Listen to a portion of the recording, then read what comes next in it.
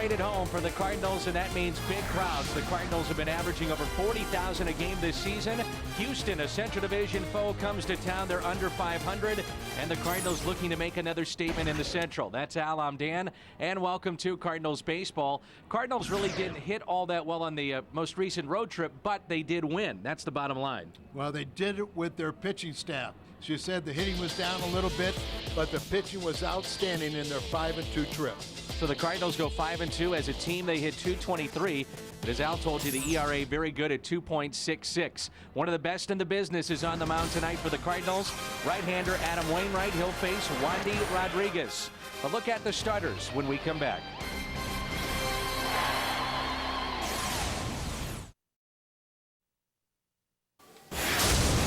Wandy Rodriguez, the 30-year-old left-hander, has been one of the best lefties in baseball the last 3 or 4 years. He's struggled against the Cardinals, and particularly the man that has struggled the most against him is Albert Pujols, only 120 batting average.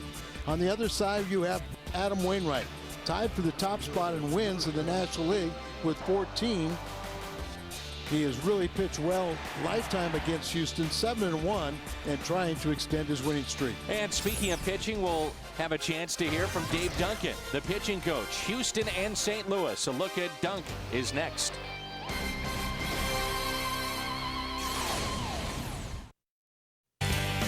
Behind every great team is a great manager, and behind Tony La Russa is arguably the best pitching coach the game of baseball has ever seen. Dave Duncan has spent nearly half of his life working with pitchers. Fairly impressive for a man who never actually threw a major league pitch.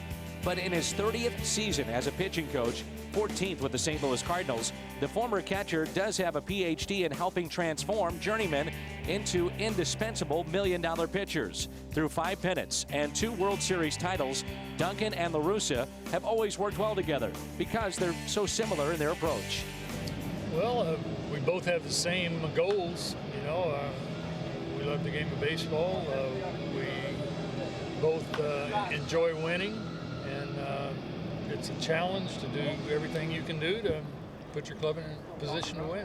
Duncan and La Russa have had incredible success together, and the friendship they established while playing in the Kansas City organization together back in 1965 is why they've been able to accomplish so much. We were pretty good friends before we started working together, so you know, I mean, you don't think that early on, you don't think about that far in the future, but you know, it's been a lot of fun. We've had a lot of success together and a lot of enjoyable moments, so it doesn't surprise me that we've been together this long. Duncan has been a part of Major League Baseball for 45 years and has caught or coached 7 Cy Young winners. But even more impressive has been Duncan's ability to take average Major League pitchers and turn them into winners.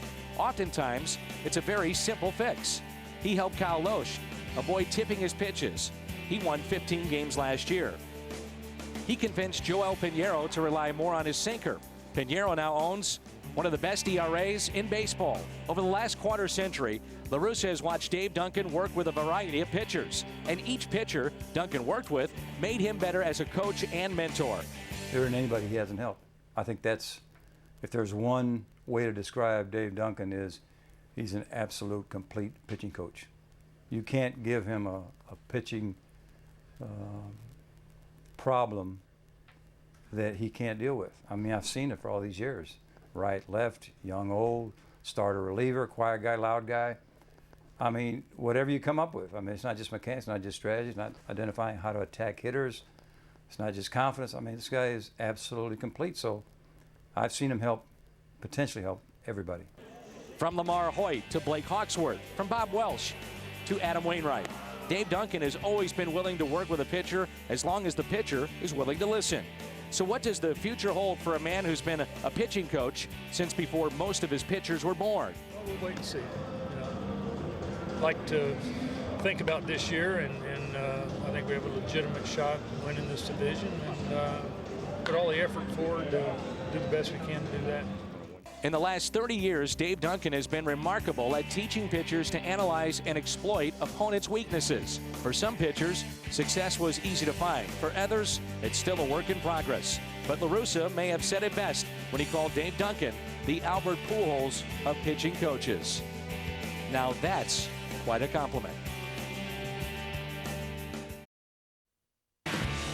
home sweet home for the Cardinals as they return to Busch Stadium tonight. It's a 9-game homestand that will take them into September. The Cardinals will welcome Lance Berkman and the Astros for the first of 3 this evening. Then all-star third baseman Ryan Zimmerman and the Nationals come to the Gateway City. Finally, it's Prince Fielder and Ryan Braun trying to make a last push for the Brewers in 2009. The first place club has been reconstructed for the stretch drive. The additions of Julio Lugo, Matt Holliday, Mark DeRosa, and John Smoltz give the Cardinals the look of one of the best teams in the major leagues. Always fun when these two get together. A Central Division showdown starts tonight.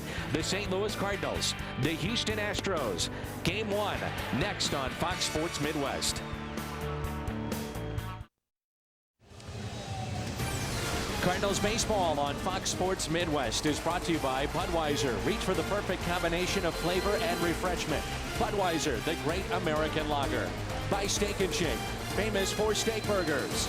By Auto Tire, for the lowest prices in town, we shop the competitors so you don't have to. By Chevy, see your Mid-America Chevy dealers or shop and compare at stlchevy.com. And by the State of Missouri Tobacco Quit Line. Call 1-800-QUIT-NOW. Live look just outside of Busch Stadium. Another big crowd expected here tonight. 9-game homestand beginning here this evening. And let's meet the lineup now for Cecil Cooper and the Houston Astros. The speedster Michael Bourne, who's hitting .291, will lead it off. And then the all-star Hunter Pence. Perennial all-star Lance Berkman. Carlos Lee closing in on 100 RBIs. All-star here in '09 Miguel Tejada. Jeff Blum. Kaz Matsui.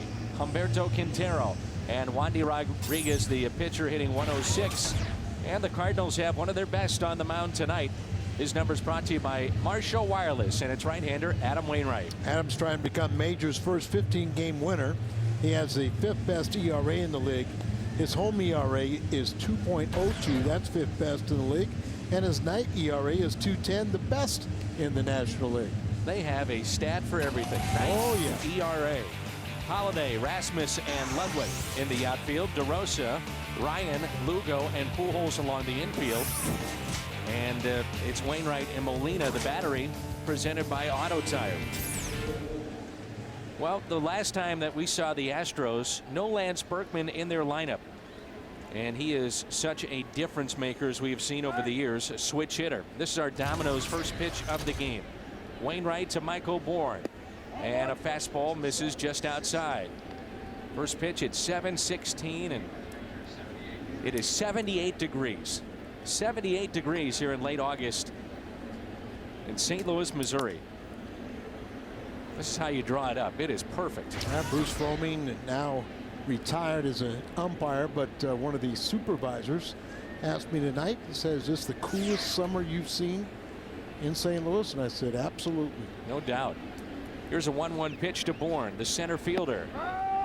Looks at a strike on the outside corner. Now Bourne is saying, wait a minute, first pitch of the game was a little better than that, and that was a ball, and this one is a strike, and now he's in the hole 1-2. I was about to say, if Wainwright gets that call all night, the Astros are in trouble.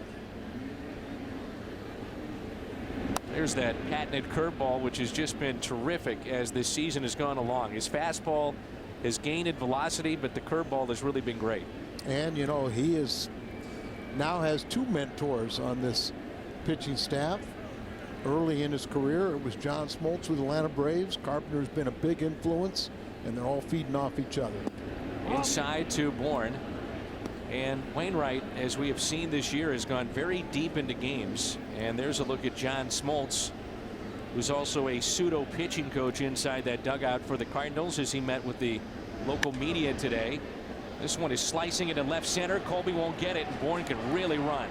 On his way to second base, and he'll stop there. So leadoff double for Michael Bourne. Tonight's broadcast is on AFN, the American Forces Network, broadcasting to the U.S. Armed Forces, serving in 175 countries and aboard ships at sea. They're watching tonight in Iraq, Germany, Italy, Southwest Asia, South Korea, and Japan. We welcome you and thank you for your service. So a leadoff double for the 26-year-old Michael Bourne, who grew up an Astros fan, and now it's Hunter Pence. Pence has 57 RBIs. Saw a lot of curveballs, you might remember, in that previous series from Chris Carpenter, and in many ways looked like he was just carving up Hunter Pence. So you would probably anticipate the same here tonight. Hunter really struggled on the recent homestand, only batting 125. Overall hitting .282, the 0-1 pitch. There it is again. Does have 5 home runs his last 11 games, but you can get him to swing wildly at pitches out of the strike zone. Boy, that's just nasty right there. Well, it's a very good pitch, and he's sort of a free swinger, so you can take advantage of that over aggressiveness. Lance Berkman trying to elevate the ball. Molina giving a target high. Berkman on deck. Another curveball, and that's in the dirt, kept in front by Yadier Molina. Apparently he was just trying to get get Wainwright's attention.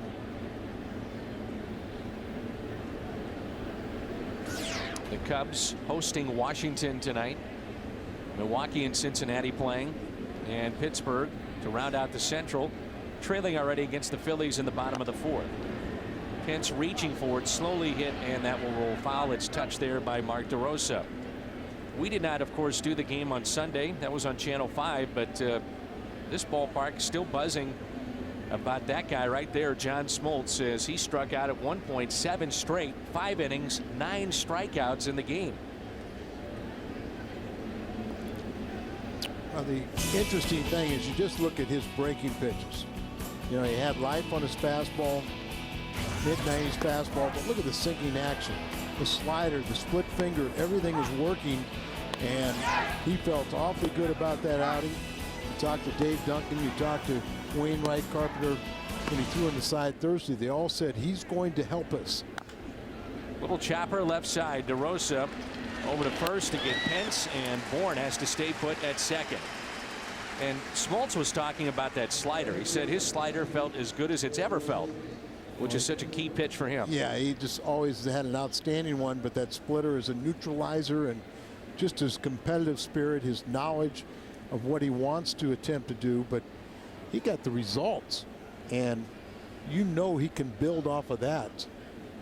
I don't know other teams, and maybe you do, Al, that have their starters go out and watch each other in between starts in their bullpens. Between the starts, every 5th day, of course, they'll pitch in live action, and then they pitch between those starts, and all the starters will go out there and watch each other pitch. Now, in doing so with Smoltz, Chris Carpenter, who you see pictured there on the right, also picked up something that he was doing working from the stretch.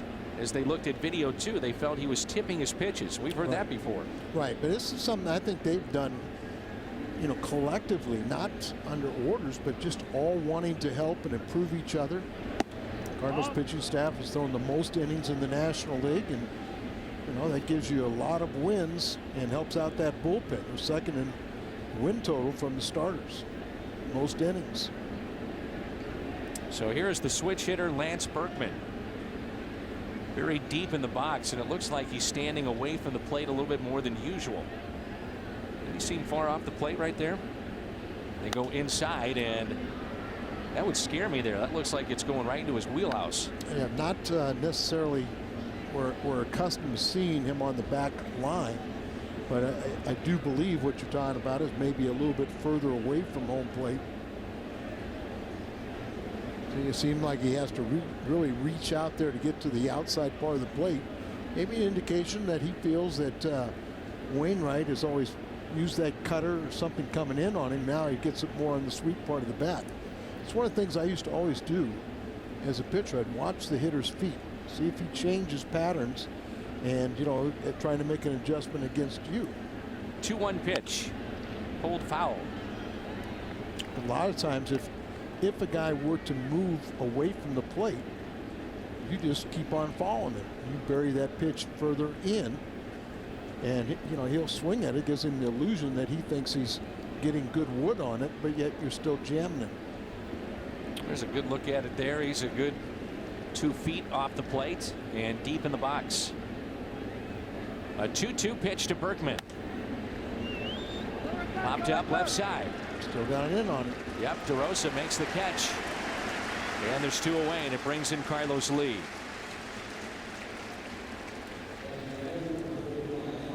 So Berkman retired for the second out.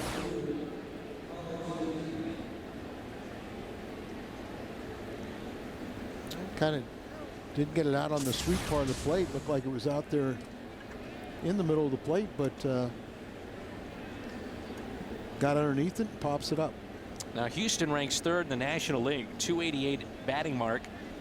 That's fourth in the league as far as hits are concerned, and the highest batting average by an Astros team since 2004.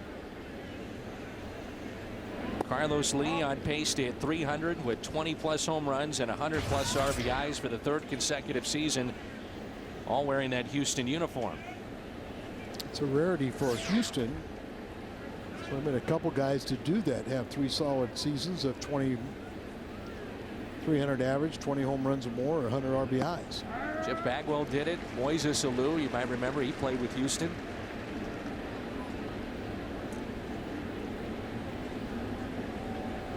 He's had 20 home runs in each year of this decade.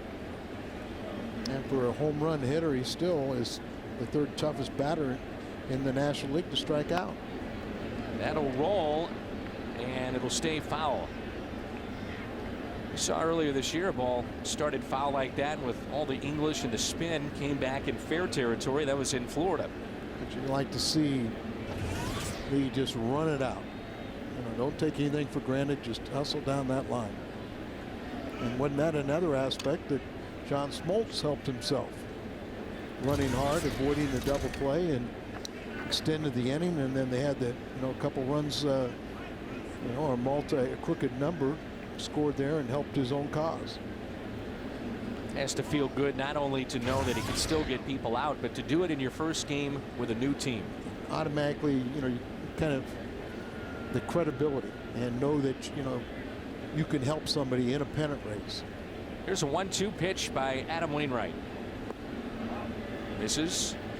2-2. That's now 20 pitches here in the first inning. The Astros are 10 games out, and on the road they're 7 games below the 500 mark, and they're 7 games below 500 against the rest of the Central. And a swing and a miss. Leadoff double, but they can't cash in. Wainwright gets his first strikeout. Cardinals coming up in their half of the first. Houston and St. Louis, game 1 of this 3-game series tonight here on Fox Sports Midwest. No scores are moved to the bottom of the first, and the Cardinals lineup reads like this, with Lugo, Ryan, and Pujols, Holiday, Ludwig, DeRosa, Molina, Rasmus, and Adam Wainwright. And the Cardinals face a really tough lefty that's given them fits in the past. This is our Marshall Wireless starter for the Astros, and that's Wandy Rodriguez. 30 years of age, his career high wins with 12 this season. He's eliminated opponents to 1 run or fewer in 8 of his last 9 starts, and owns a 6-1 record, 2.14 ERA during that time. What stood out about the road trip, and Al, you mentioned it during the open tonight, the fact was the Cardinals really didn't hit all that well. In particular, 3, 4, and 5 in the lineup. They only combined for 3 home runs and 10 RBIs during that 7-game road trip. Team batted .223 on a 5-2 road trip because of the great pitching. But I will say this, these pitchers no longer feel that they have to throw a shutout or can only allow 1 or 2 runs. And this pitch is popped up off the bat of Lugo. Backing up, Miguel Tejada makes the catch. So a lot of times you go out there knowing that you've got some margin for error, and because you're so relaxed, you end up pitching a heck of a game. Look at the defense behind Rodriguez tonight. Lee, Bourne, and Pence in the outfield. The infield is Blum, Tejada, Matsui, and Berkman. And the battery, Rodriguez and Quintero. Astros defense presented by Auto Tire. See where Rodriguez, as opposed to the 6'6" Wainwright, different landing area, and he was out there digging away at that hole. Well, he's not very tall, so probably he was landing, at the beginning of his landing area and maybe falling into a little bit of a hole. Up the middle and a base hit for Brendan Ryan. Edging closer now to 300 is Brendan. Watch the very first pitch of the game. His landing area. See, he falls there, and look at it just slide into the landing spot of Wainwright. So that's why it's kind of a little manicuring on the mound. And Brendan Ryan continues his good hitting. Now has a 7-game hitting streak. What is shocking is the numbers that have been put together by Albert Pujols this season against Houston. Usually it's the other way around, but Albert this year hitting 133 against the Astros. You know what his average is against Wandy Rodriguez? No home runs against Wandy, I know that. How about 120? Wow. The lowest batting average of anybody in the major leagues that's had at least 20 at-bats against Rodriguez. That's chopped left side. Fair ball into the corner. Brendan Ryan on his way to third. Oquendo waving him in. Relay by Tejada, no throw. Albert drives in the first run of the game, and it's 1-0 St. Louis. And Albert's saying, Dan, Al, keep telling me those numbers. I'm going to change them real quick. Well, we hope so. Now, he did have a 2 home runs, 7 RBI game against Houston, but only 2 hits in the other 8 games. But another double in here, and he's closing in on 3rd place on the all-time doubles list. And every time you talk about a number with Albert, it seems like he's getting ready to pass a Hall of Famer, and that is his 107th RBI of the year. I'd be curious over his career, the numbers of the day after a day off. It just seems like, you know, because he plays so much, that one day off really does do him a lot of good. Energizes him. Remember, we were talking Saturday night about, I think it would be a time for Tony to possibly rest him. A 2 for 1 if you rested him Sunday, and of course off day yesterday. The Cardinals will have another off day coming up next Monday. That's Albert's golf tournament, so I know he'll come back on a tear from it. Matt Holliday bounces it to third. Jeff Blum looks back Pujols, and that's out number 2. A key in this game, watching Wandy Rodriguez perform on the road. This is brought to you by Toyota. This is since July 21st. 3 home starts, 3-0, .41 ERA, and the ERA in those 3 road starts, 7.20. And of course, you look at Wainwright. It's how do you figure that he has a losing record at home with an ERA at 2, and he's 9-1 on the road with about a 3.50. Here is Ludwig. ERA. So yeah, if you break it down, Wainwright 5-6 with a 2.06 ERA at home, and like you said, on the road 9-1 with an ERA that's about 3.5.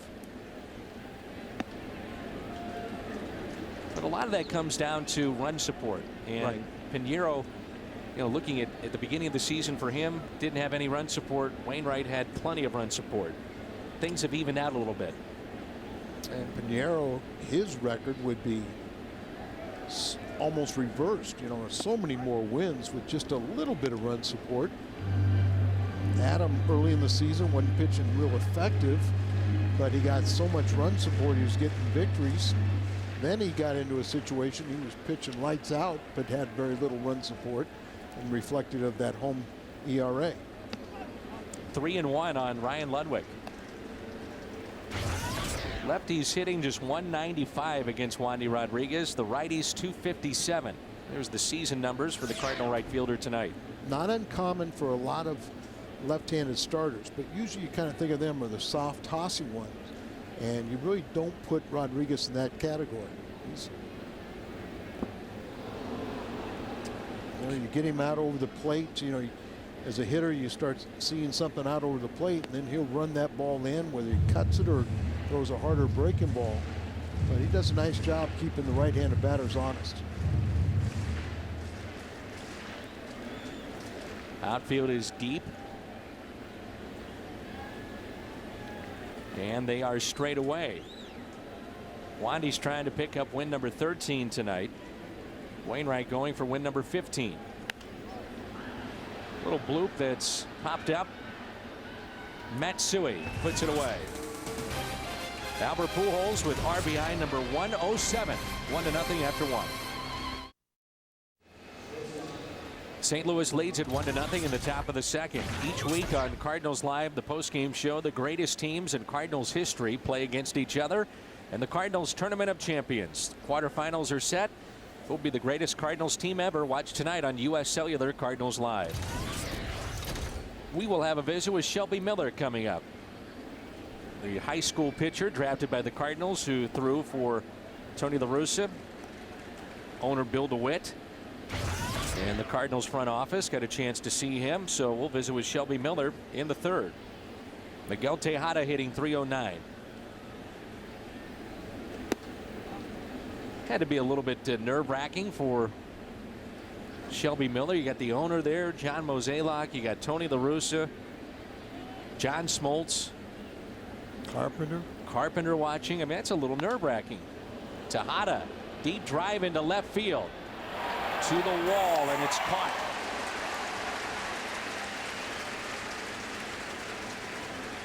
Last time out for Wainwright, Al, he was terrific in that 3-2 win for the Cardinals. He took a no decision, 7 innings. Only mistakes he made, a couple of home runs he allowed late in that game, and that was it. A couple breaking balls that didn't quite have the bite, but you're absolutely right. He was so dominant up to those two bombs. Here's Jeff Blum hitting .259, 9 home runs, 45 driven in. Let's see if Wainwright really settles in now. Yeah, and we always talk about it, but it's just when you got guys like Carpenter and Wainwright, you know, it's not uncharacteristic for them to struggle a little bit in the first.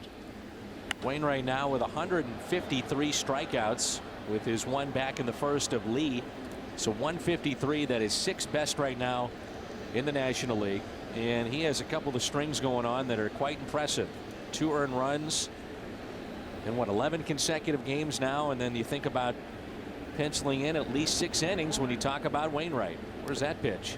24 consecutive starts that he's pitched at least 6 innings. That's the most in the major leagues right now, and he has to have that pitch.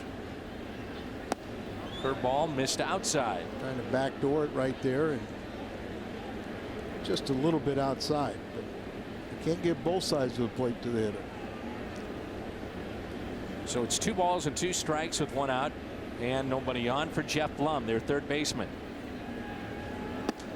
By the way, Dave Duncan is taking a personal and excused absence from the game tonight, and possibly more time. So that's why we haven't been able to see him in that Cardinals dugout. Hopefully everything's okay, nothing serious. So Marty Mason is in the dugout for the Cardinals. Blum just got a piece. Marty, of course, working normally out in the bullpen. Things got really serious for Marty because he had to go from the bullpen to the dugout next to Tony. And he's got to play with that big book. That's right. A 3-2 pitch to Blum. Marty someday will be an excellent pitching coach at the major league level. Dave Duncan and Tony La Russa have given him an awful lot of responsibility, and pretty much to the point where Marty just handles that relief corps, and with a lot of supervision. But Tony delegates the responsibility to his coaches. Players know if a coach says something to you, it's coming from him. 3-2, little chopper. Brendan Ryan near second base. Nice play. He's got that terrific range. He's playing towards second anyway, but had to go to his left and made the throw on the run, and there's 2 outs. A quick throw there, but interesting as you see the positioning. But watch Albert after he takes this throw, and quick exchange. But look at Albert. He's like running across the line, just inviting somebody to run right into him. So 2 outs, and here's Kaz Matsui. We saw Will Venable over the weekend have an issue with Albert Pujols. Or maybe it was the other way around. I think so. And we did the game Saturday night, which they said it was a carryover. And I didn't notice anything. I don't remember it either. 1 ball, 1 strike.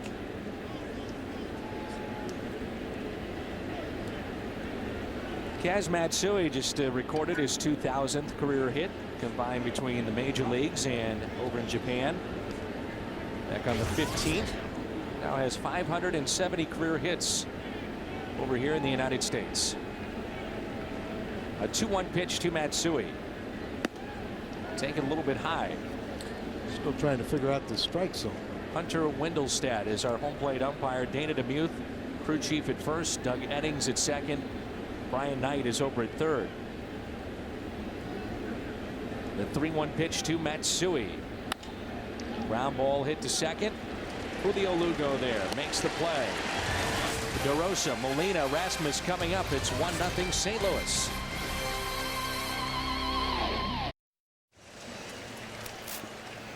This summer, Fox Sports Midwest has joined Purina ProPlan and PetSmart Charities to support pet adoptions.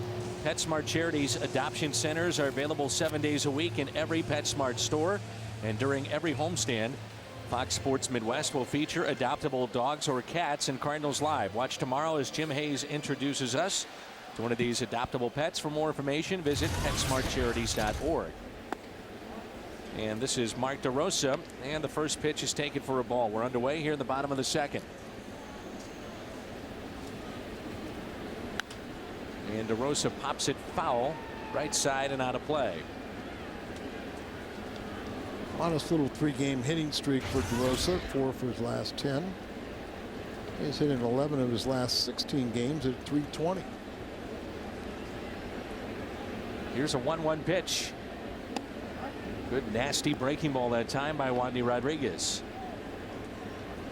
who's been with Houston his entire professional career. I don't think going into this season, you don't really think of him as one of the better lefties, but he has been.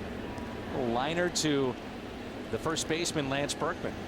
Yeah, you think now of Cliff Lee and some of the big names in baseball, but then you look at the numbers for Rodriguez, and he is right there with some of the better lefties in the game. 12-game winner, career high this season, and in his career, you know, 5-year career, he's never won less than 9 games in a season. I was asking some of the Houston folks about Rodriguez, what has made him a much better pitcher this year, and it wasn't like he just arrived on the scene and everything just changed for him. He was always fairly decent, but they said they've really tried to convince him to throw his changeup more because his fastball is okay.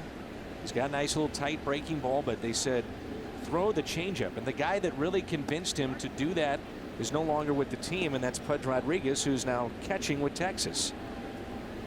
But Rodriguez said Pudge Rodriguez was a big help in that regard. 1-1 pitch to Molina. I've heard a lot of people say that Pudge really was helpful to the pitchers, and I think he had a reputation of not being that interested in that aspect.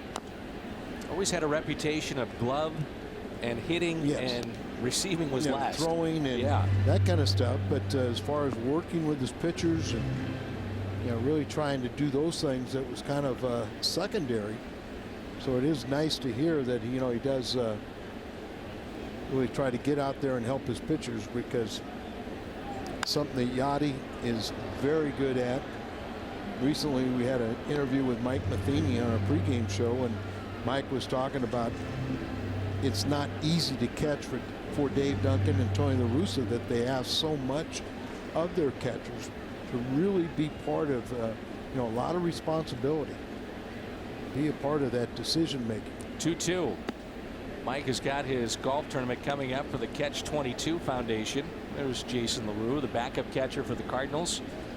Mike Matheny, when you talk to him now, and we got the chance to know him fairly well when he was playing with the Cardinals, he's like a different guy.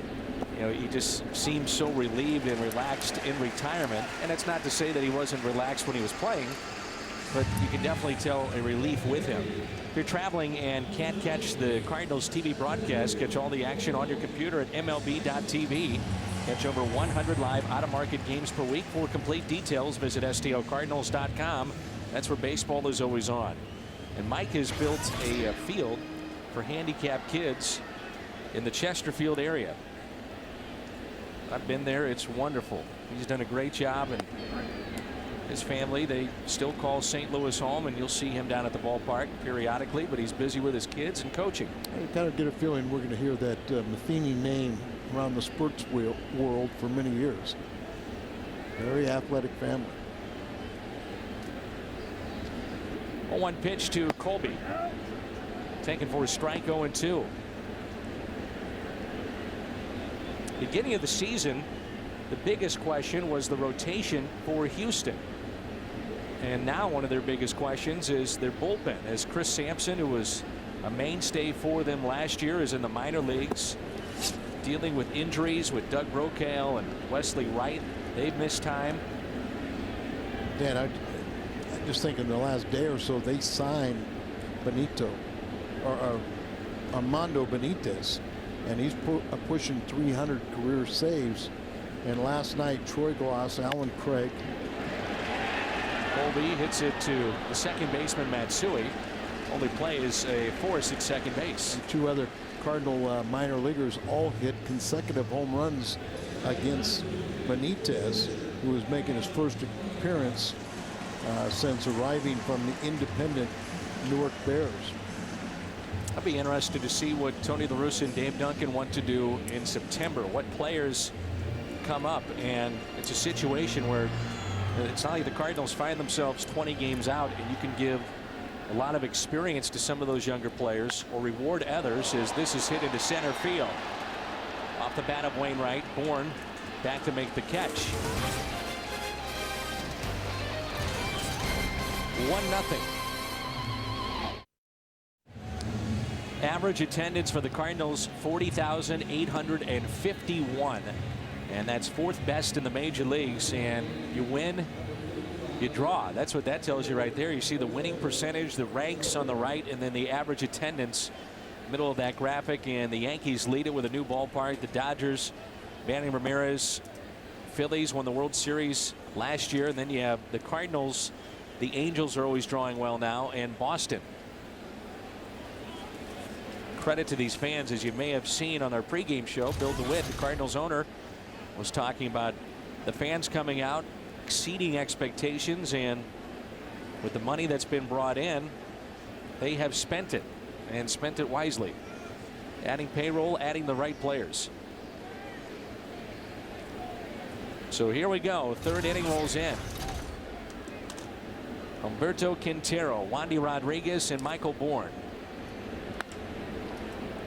Brendan Ryan, 1 hop to his left, settles and throws, makes the play. Quintero retired for the first out. That's 4 ground ball outs for Wainwright. I was about to say, though, Al, before we went to break, September, interesting month around baseball, because you get a look at Greg Hawk is going to help Tony La Russa's lips, as you do get a look at some of the young players. But in the Cardinals situation here, you can't really afford to do that. You're trying to keep guys sharp. You're pushing for the championship and winning the division. So it's a real fine line that Tony has to walk.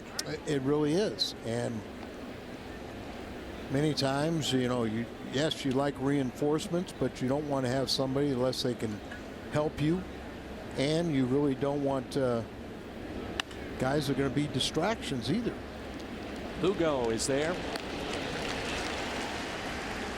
2 outs. Whether it's the Cardinals game or practice, you can stay cool and hydrated wherever you go this summer with a reusable water bottle from Ritz. Make sure to purchase tickets for Friday, August 28th against the Nationals. 25,000 fans receive a Cardinals Ritz water bottle. And there are very good seats still available for the game on Friday, and then Adam Wainwright bobblehead day on Sunday. We've been told that there's plenty of good seats. Unbelievable. But Friday night, there's a bunch of, and that's one of the promotional nights, isn't it? Friday night, well, yeah, we got the Ritz water bottle. Right. And then Sunday is the Wainwright bobblehead. That's going to be another great item. Plenty of tickets available Friday and Sunday. Friday, by the way, is a half price night. So 50% off certain tickets here at the ballpark. And how about the fact that the Cardinals winning baseball? They had that promotion for every win last homestand. $6 came off the price of those Loge, outfield Loge box seats, and those $34 tickets end up being $4 for this entire Houston series. 10,000 tickets were sold in a matter of 40 minutes. 40 minutes. Sold out. Should mention too that Wednesday, tomorrow, is a half-price night as well. STOcardinals.com to get your tickets. 2 outs, nobody on, and a 1-2 pitch to Bourne. Called third strike. He knew it. Shelby Miller is coming up. We'll visit with the young star when we come back.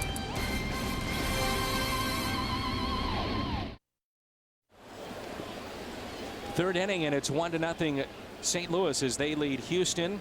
And we've got the top of the lineup for the Cardinals. And we also have Shelby Miller, been kind enough to join us. And Shelby is dressed like a banker, but earlier you were dressed like a professional baseball player. You've signed your first pro contract. Congratulations. It must have been a relief to get that done, and now you're in the fold with the St. Louis Cardinals. Exactly. I'm just really excited that it's all over with, and I'm just glad that I got with this such a great organization, and ready to get started playing baseball, what I've always wanted to do. So we'll see how it works out. Was there any doubt that you were going to sign? I kind of knew that what I really wanted to do in the end was sign, and but college was going to be there for me too, so it was a win-win situation. But I wanted to be a professional athlete, and so when it came down to it, I really couldn't pass it up. So what's in store for you now? What's the next step after you leave Busch Stadium tonight? After tonight, I'm riding out with Miller, and we're going to Quad Cities, Iowa, and we're meeting the team in Peoria, Illinois, and hopefully going to be traveling with them a little bit and get a couple innings in. And so you will throw a little bit this year? Yes, sir. I will throw a little bit this year. That's good. Shelby Miller is our guest, the Cardinals' first-round pick, as Lugo calls time. And you were throwing today in front of Bill DeWitt, right, John Mozeliak, the Cardinals front office, and a guy named Tony La Russa. What was that like for you? It was exciting, but kind of just settled in. I'd be talking to him, and he said just be yourself and don't try to overthrow or anything. Just do what you know what to do. And I went out there and I did exactly what I was told. And he said I had a good side bullpen, and I was I was real satisfied with it after being 2 weeks before I've thrown. So there's a guy that was behind you when you were throwing. His name is Red Shandies, and he happens to be in the Hall of Fame. So things have changed a little bit from the time that when he was signing. Now they bring in a Shelby Miller, and all of a sudden you're throwing in front of all these big guys, and you're meeting John Smoltz and Chris Carpenter. So you had a chance to meet some of the players. Exactly. What did they tell you?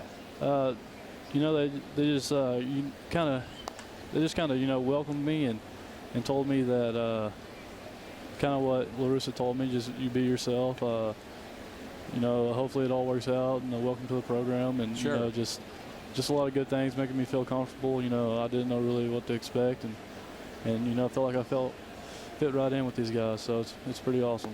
And a little check swing and a strikeout of Brendan Ryan. What's that like when you meet John Smoltz? Because you and I were talking right before you came on the air, and there's a look at your resume, but you didn't grow up rooting for the Astros or the Rangers. You just grew up rooting for baseball because you love baseball.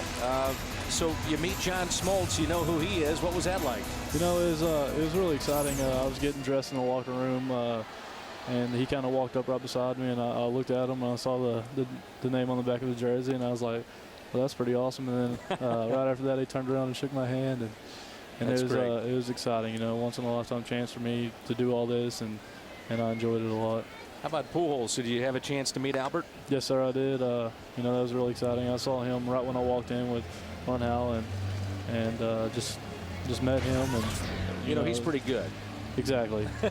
He's going to be a legend forever, and he's somebody to definitely, if I was a hitter, I'd do anything like him, follow exactly in his footsteps. What do you throw?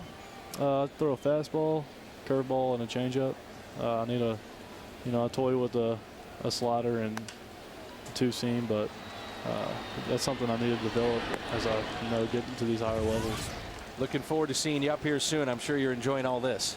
Oh yeah, definitely. I love it. It's family already. Good seeing you, Shelby. Thanks. Congratulations. 1-0 after 3.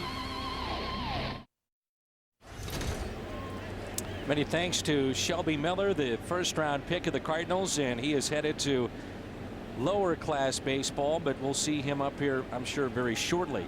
Cardinals very high on him. This is Hunter Pence, and Pence looks at a strike quickly, 0-2. Michelle Groves has now joined us in the broadcast booth from U.S. Cellular, and you folks have picked up one of my favorite guys, Ryan Ludwig, to launch a campaign. You can take Ryan Ludwig back to school, right? Yes. What a great show and tell opportunity. This is the second annual Take Ryan Ludwig to School sweepstakes that U.S. Cellular is sponsoring.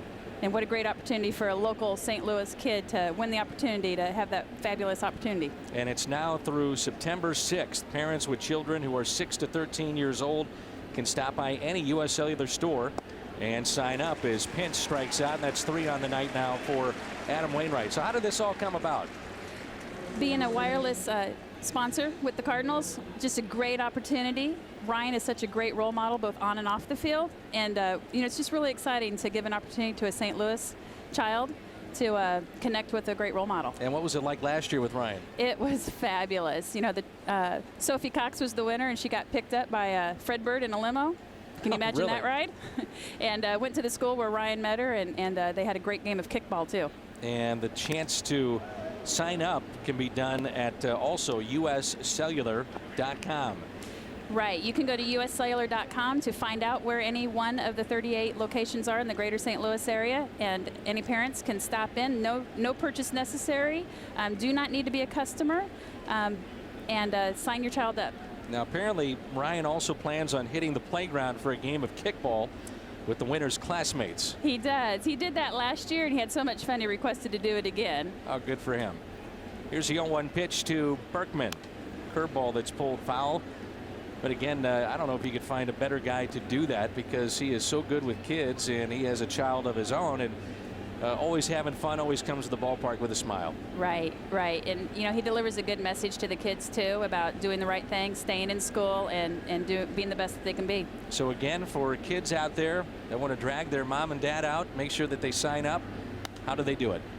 They can go to uscellular.com, find out where the stores are, go into any one of the 38 U.S. Cellular stores in the greater St. Louis area by September 6th. We'll have a random drawing on September 8th. And then around the 14th or 15th of September, depending upon Fred Bird's schedule, we will plan the day. Awesome. Michelle, thanks for being with us. We appreciate it. Thanks for having me. You bet. That's Michelle Groves from U.S. Cellular.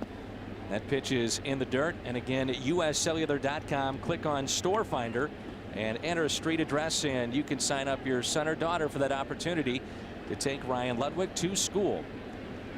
1 ball and 2 strikes on Lance Berkman, who popped out to Mark DeRosa's first time up, and Wainwright is in a groove right now.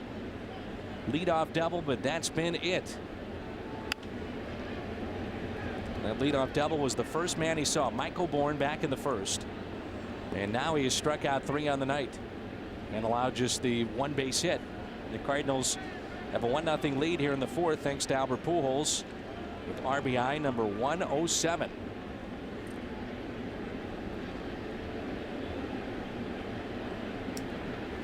One-two pitch. Taken up and away, 2-2. Now you're back. So you get a #1 draft pick, and now you're taking Ludwig to school, and now you get me back. Boy, are you in trouble. Where's Michelle? 2-2. Oh, yeah, he got him. And that's now 4 strikeouts for Wainwright, and that's 3 in a row. This is the Exmo Cam, brought to you by Hot Shot Sports Bar and Grill, 1 block south of the ballpark. The running action on that ball as Berkman, one of the best hitters in the game, gives up on it, fools him, and terrific movement over the strike zone. And that pitch catches the outside corner. That strike zone starting to widen a little bit. Well, that's what you know, you're hopeful of that for Wainwright, but it's really not good for the game. You know, you just want consistency. 0-2. He is painting right now. Well, he's imitating one of his mentors.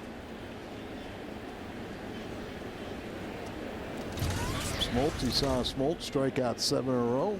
Maybe you try and compete. Little check swing, and did he go? No. Tag was applied by Molina, but did not go around. Not that you want to get into striking out everybody because it runs your pitch count up there, but if you get 2 strikes, why not put them away? 1-2 pitch to Carlos Lee, who struck out swinging. This is popped up. Pujols over near the Cardinal dugout with room, and he's got it. Matt Holliday leads it off. When we come back, it's 1-0 St. Louis.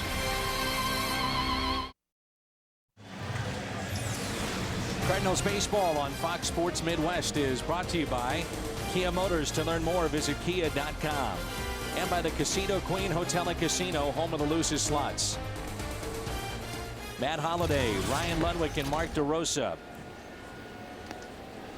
Now, Sunday, you can also buy a raffle ticket. It's the jerseys up our backstay that Michael Hall and Cardinals Care has put together. That'll be Sunday on the Adam Wainwright bobblehead day.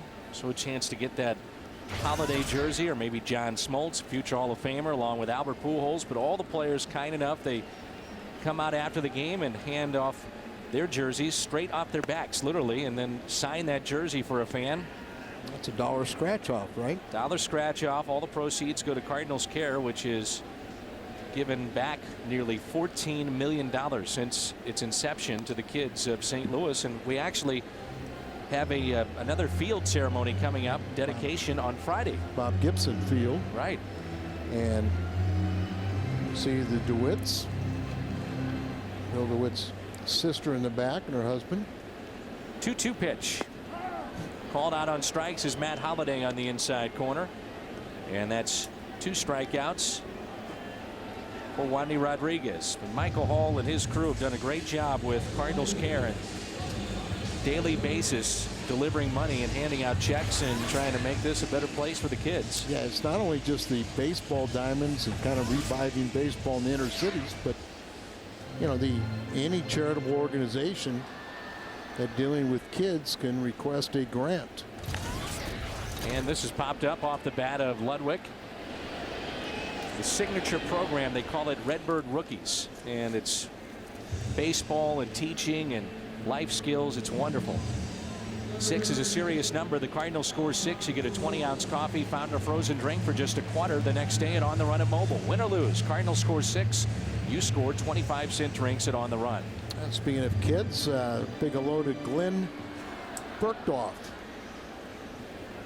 of Camp Point, Illinois.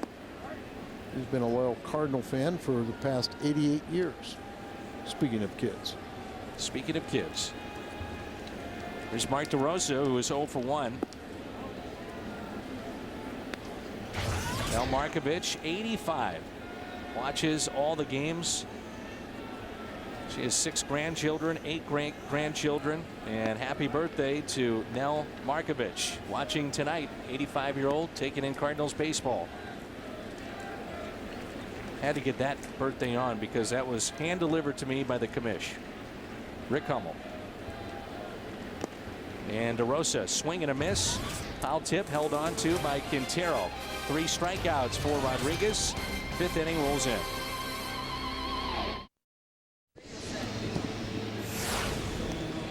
Our friends call us the Shack. What do you know? Astros postseason facts. Took 43 years to reach the first World Series. Took 18 to make the first postseason appearance. Long, lean years there for the Astros. Well, they would make it into postseason play, but yet couldn't finally, couldn't get over the hump until finally they did it recently. And of course, we saw them in the World Series. And they lost 4 straight to Chicago. Here's Tejada. He lines it down the right field line. And that's out of play. Jim Hayes has been kind enough to join us. And Jim, pregame show, you were busy with Bill DeWitt, the Cardinals owner.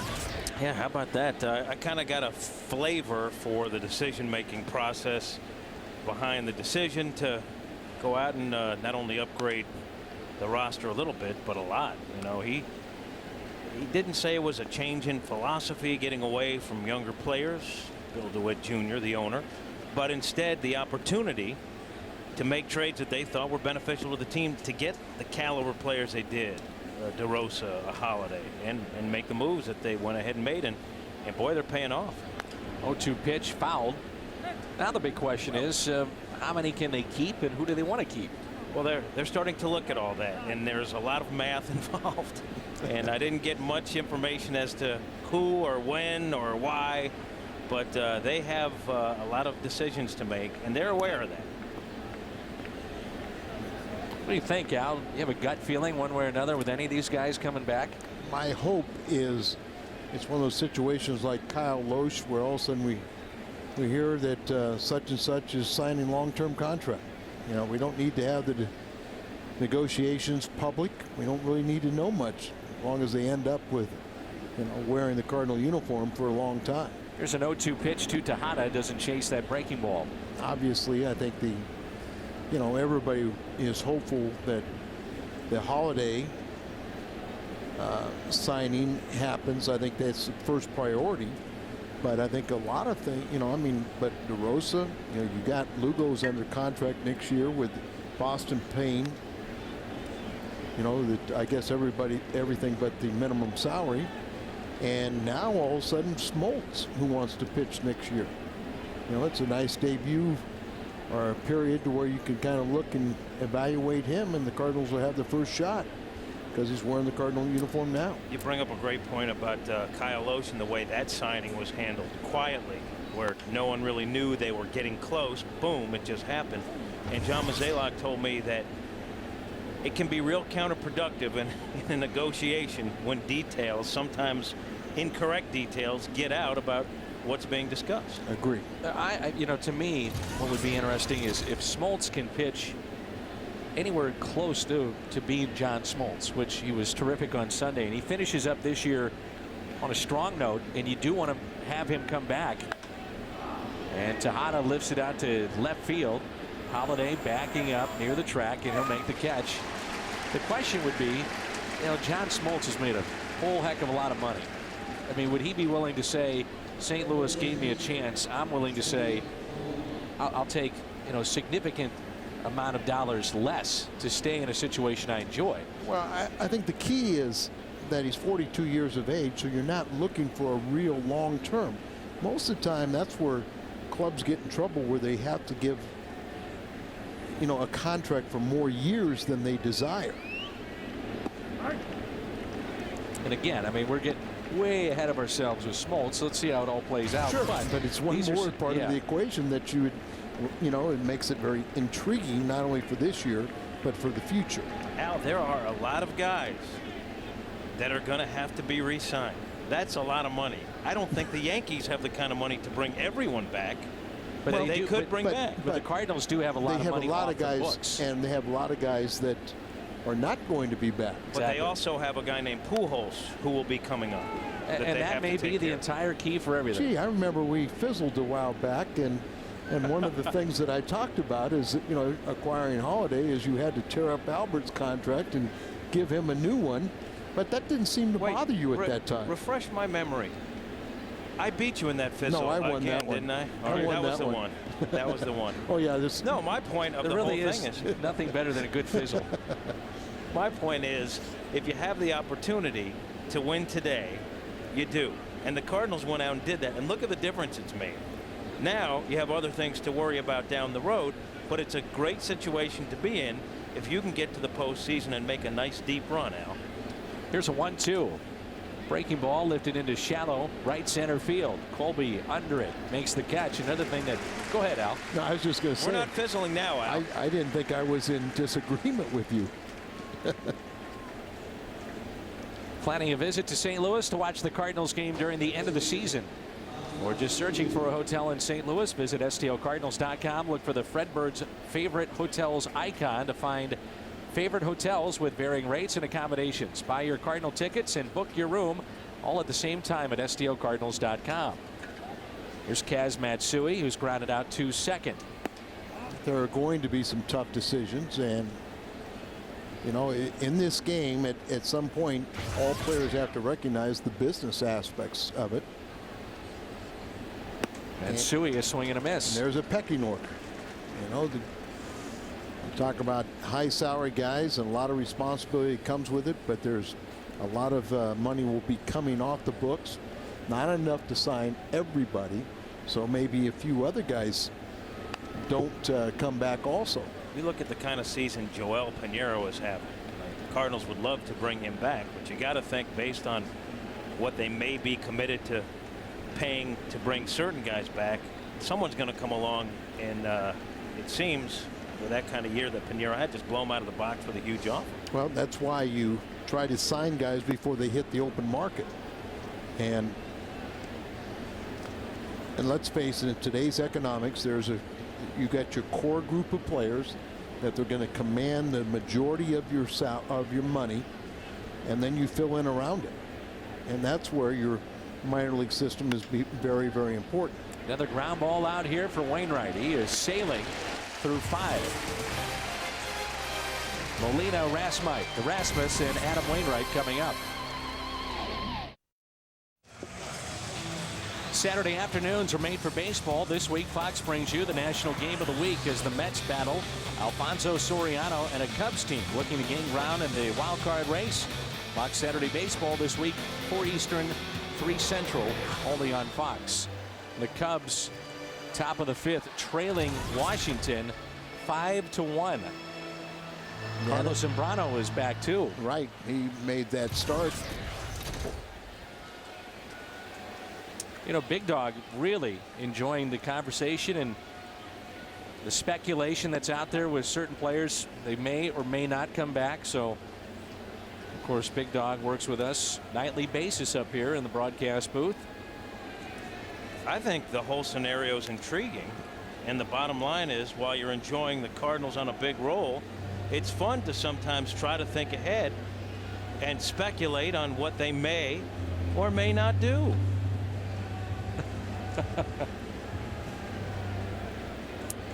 Big Dog shaking his head. You better look out. He's not happy. You're in reach, Dan.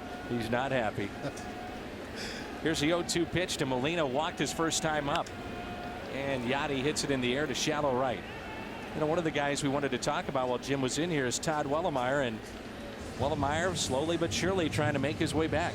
Today he threw his first full-blown side session. He's a guy with a sore elbow. He said the pain is nearly gone. Right now he's kind of fine-tuning his mechanics, and he said he's not sure what they want him to do. There's a possibility of a simulated game.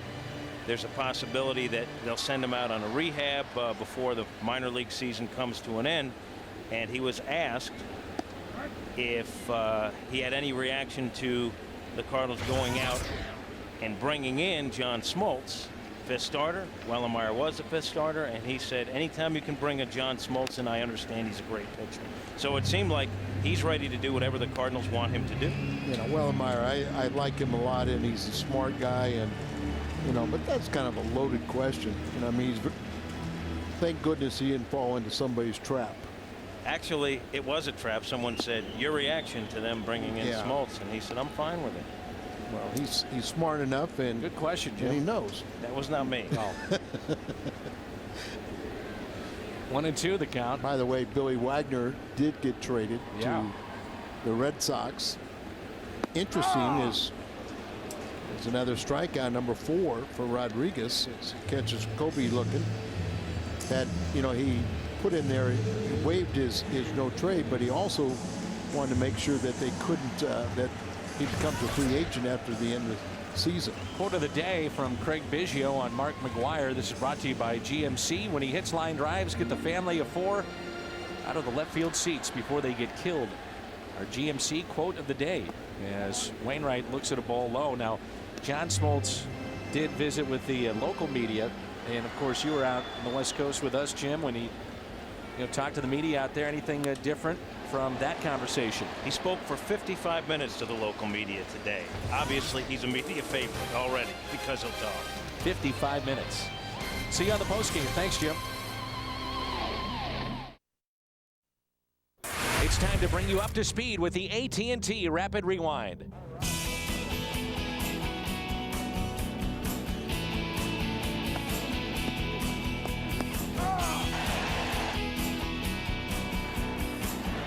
AT&T, the nation's fastest 3G network. AT&T, your world delivered. 6th inning rolls in, and the Cardinals have the lead. to score of 1-0 here at Busch Stadium in St. Louis. Quintero, Wandy Rodriguez, and Michael Bourne against Adam Wainwright. He's allowed just one base hit, and that was the first hitter of the game. He gave up a double back in the first, and then Bourne was stranded at second base. They couldn't even advance him. The Cardinals have their run on a RBI double by Albert Pujols. RBI number 107. You know, you were talking about Billy Wagner, and the Red Sox will give up 2 players to be named later, and the Red Sox, in doing that deal, said they would not pick up the option on Billy Wagner for next year. And that's hit to DeRosa. That was Billy's condition. That's right, because he wants to be a free agent. He wants to close. He wants to pass John Franco as the all-time saves leader by a left-hander. And Jonathan Papelbon is closing games out, obviously, with the Boston Red Sox. But Papelbon was none too pleased a couple of days ago about the idea of Wagner going to Boston. So those two, there's a dynamic there. Wow. Unlike what Wellemeyer being a real team player, and here, you know, Wagner's not going there to assume the closer's role, and the closer's upset. And the news gets worse for the Mets. Johan Santana done Surgery. for the year. Bone chips. They say it's minor elbow surgery. So Santana is done. And an 0-1 pitch. You know, a lot of people looked at the Red Sox and Yankees by them being inactive, so to speak, and going after Santana as throwing up a concern for that, because they felt that maybe he was throwing way too many fastballs. They didn't see the breaking balls, so they were concerned at the time about the elbow, so they stayed away.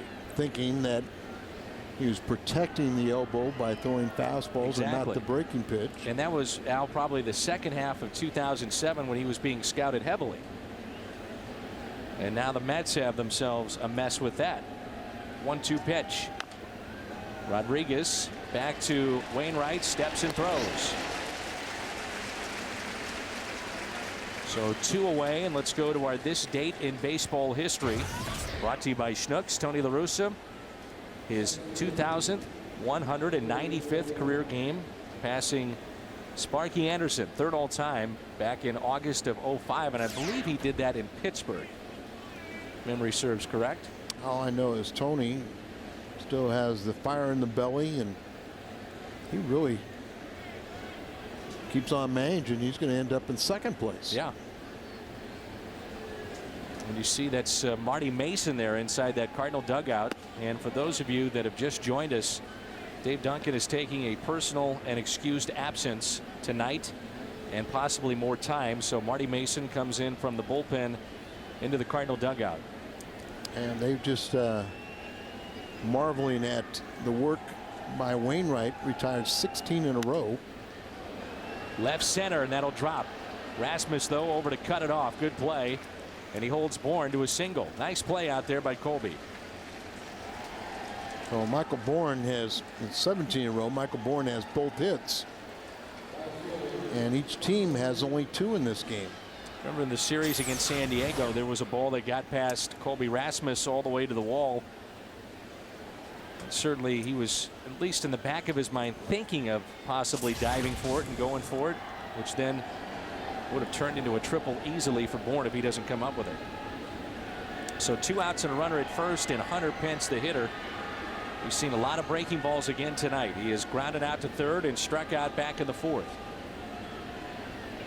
And about the time he sees a breaking ball there, but at the time he starts figuring he's going to get breaking ball, watch him throw the fastball by him. Mentioned the Cubs had Carlos Zambrano back 9-1. They're trailing now in the bottom of the 5th. Lou Piniella, by the way, is also on record now as saying he will come back next year. Cubs manager. He would like to come back, but will new ownership want him back? 1-0 pitch by Wainwright. Pujols backhands it, steps on the bag. Houston strands their 2nd runner. Top of the lineup coming up for the Cardinals: Lugo, Ryan, and Albert Pujols.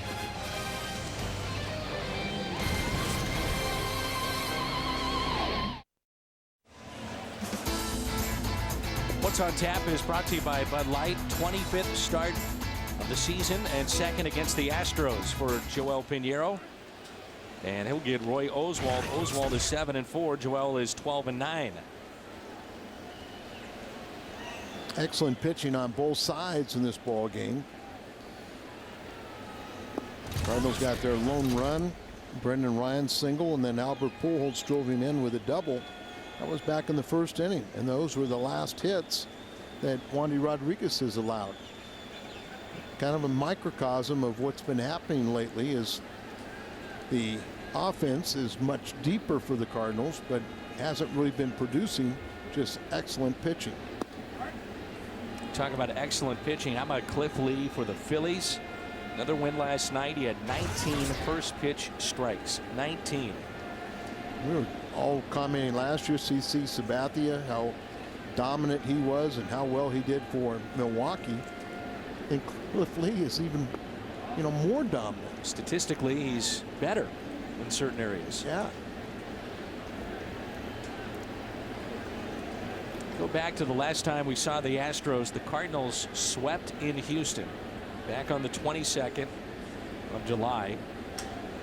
The 23rd, the Cardinals trade Chris Duncan for Julio Lugo. On the 24th, the Cardinals pick up Matt Holliday, and it's been a different team ever since. Best record in the major leagues since Holliday came on the scene.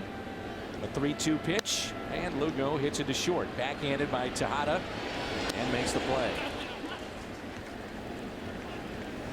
Well, Cardinal fans will not want to miss this opportunity to add pitcher Adam Wainwright to their bobblehead collection. 25,000 fans receive an Action Pros bobblehead of Adam Wainwright. Tickets are still available for this Sunday. Adam Wainwright Bobblehead Day, presented by Train. Visit STOCardinals.com for tickets. Thinking about making a weekend of it. You've got water bottle night Friday, photo night on Saturday, and the Wainwright bobblehead and the Cardinals Care jerseys up our backstay on Sunday. One out. Here's Brendan Ryan. And a strike at the knees. Brendan singled and scored in the first and struck out in the third.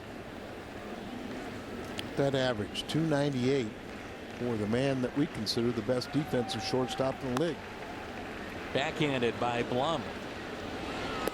2 outs. Blum has been so solid all season long. He's only committed 3 errors on the year. Whatever happened to Morgan Ensberg? Out to pasture quickly. Yeah, that was as fast as it goes. There's Pujols, who's hitting .336 against left-handed pitching this year and .328 right here at home. How about Albert?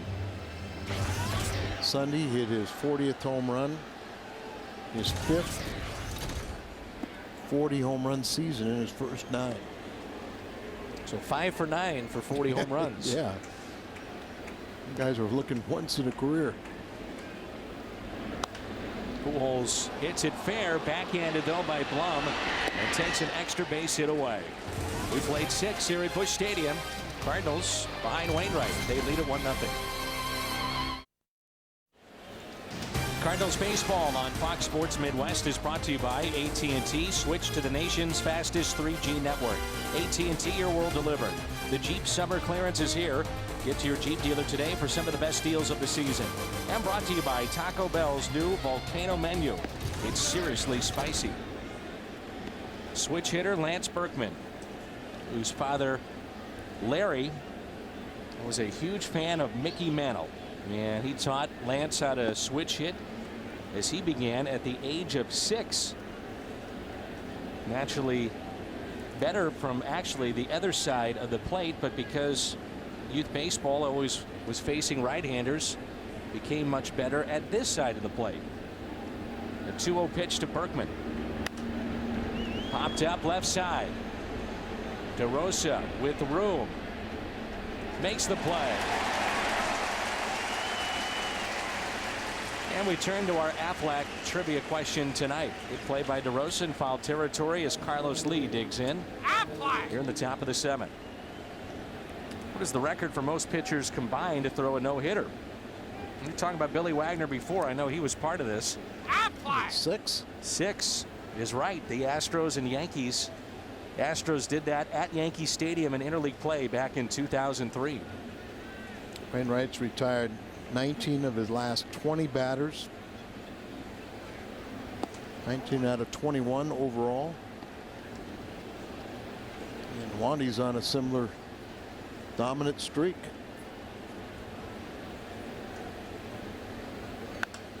And Lee hits it out to deep center. Rasmus back on the track, and he's got enough room to make the catch.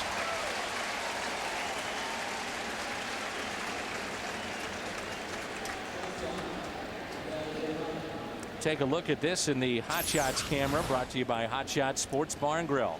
Dave Carlos has hit 4 home runs against the Cardinals this season, and for a moment you thought he had maybe number 5, but a little cooler night.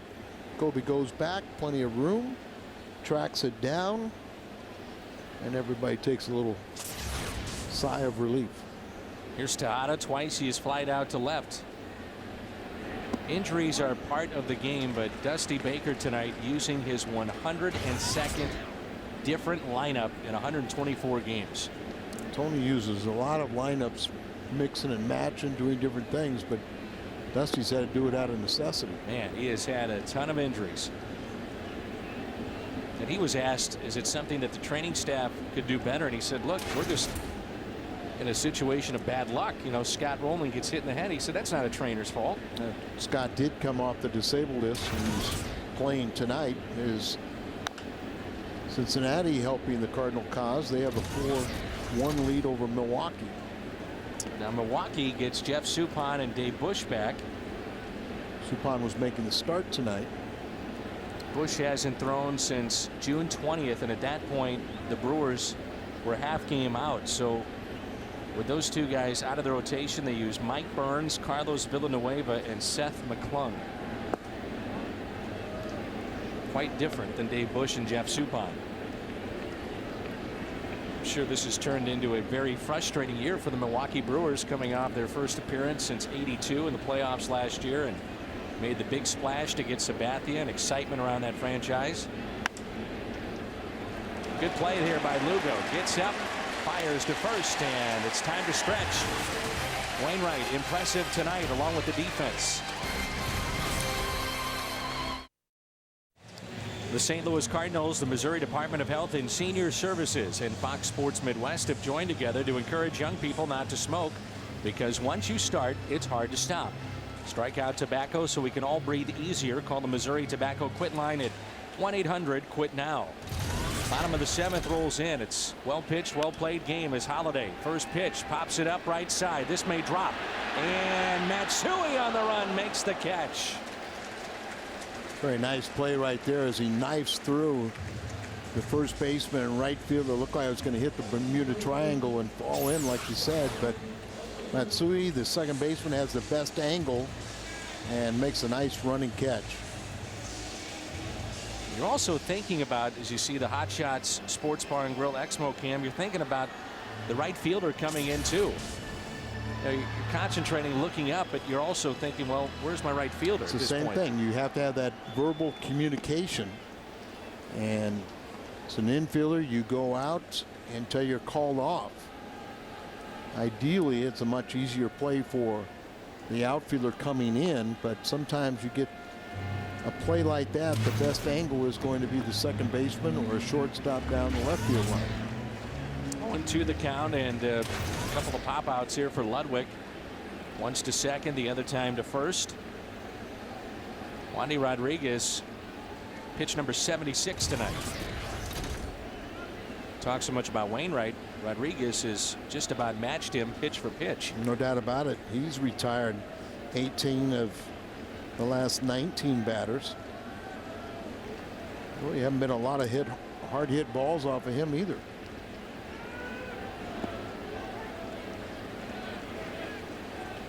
Last 9 starts, he had 60 innings pitched and 14 earned runs, 10 of those coming in one start. That's how well he has pitched, as you see the count at pitch number 78 on its way. Pulled foul. Wainwright right about 100 pitches. So Wandy could go a little deeper in this game, and Cardinals feel relatively, they want to see Wainwright go as deep as he can, but confident they can turn it over to the bullpen, particularly Ryan Franklin, where right now a little bit of question marks in the Houston bullpen. You were talking about tipping pitches earlier. You see the glove of Rodriguez where the finger could come out. It's covered, and a lot of times pitches will be given away by the way that index finger of the glove hand is either on the glove or away from the glove. And you reach in, and you know the glove was designed to have the finger on the outside, but many times pitchers find that if you reach in and change the grip, meaning like on a breaking ball, you kind of clinch the glove a little bit more. On a fastball or vice versa, you lift that finger off the glove, and these hitters see it. Out to left, and that will drop. Good at bat by Ludwig. And the Cardinals pick up just their third base hit.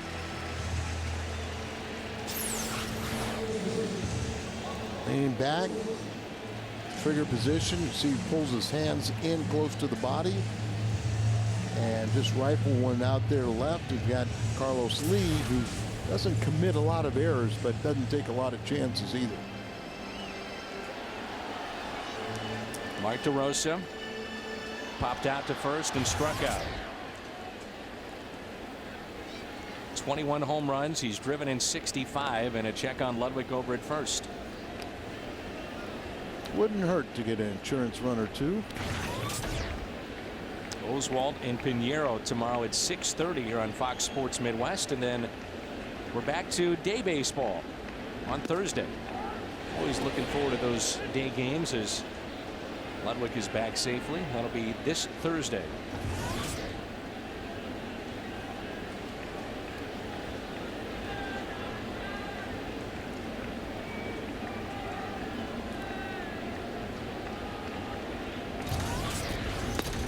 One ball, one strike.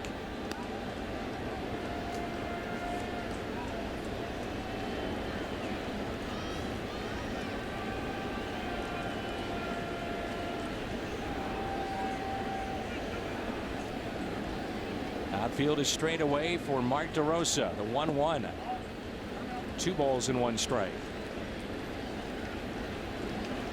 Key game of the night. Dodgers and Rockies, they're tied up 2-2, and that's in the bottom of the 4th. You're talking about for the wild card. You're talking about for the West. Very important game. Now, the Rockies, amazingly, were 15.5 games out back on June 3rd. That's when they faced the Cardinals. They were 15.5 games out, the Rockies, and now they have won 51 of 73 games to get themselves back in the race. Been very, very good under Jim Tracy. First thing he made people aware of is that you got a good baseball man fired, and they've responded to Jim. Pitch in for Healthy Smiles with Delta Dental and the Cardinals. Purchase a $2 raffle ticket for a chance to win an autographed baseball by Albert and join the Smiles League. The proceeds benefit local charities that help kids have healthy smiles. For information and to buy your tickets, please go to smilesleague.com. Rockies needed relief help, and they decided at that point they could maybe get back in the race. Rafael Betancourt, Joe Beimel. That's what makes you nervous about postseason play. If you have to face a wild card team, more times than not, you're facing the hottest team in baseball, because they've been basically playing playoff baseball for a couple of months. I remember when 1978 with Kansas City, Boston had about a 14.5 game lead in August, mid-August,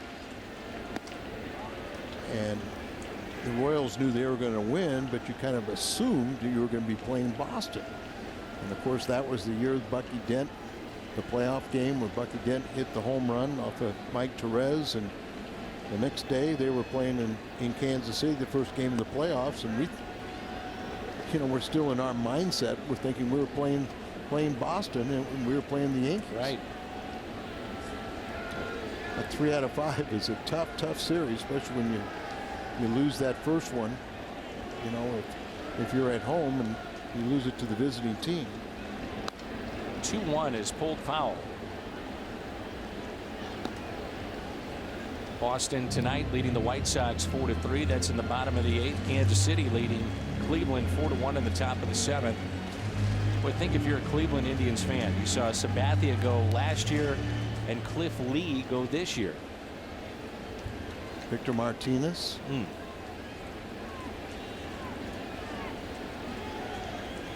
Mark DeRosa, another one.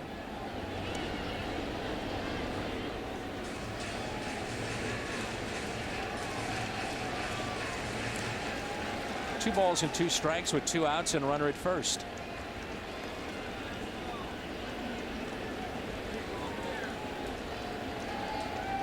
Two.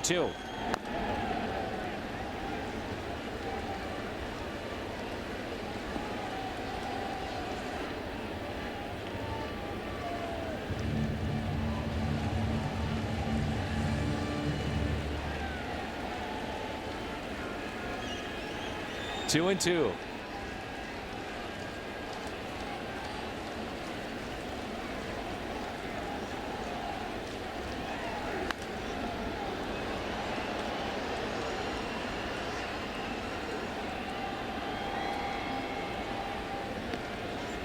Just wonder how deceptive Rodriguez is, as very few Cardinal hitters have been able to center the ball, and his ability to get in on the right-handed batters.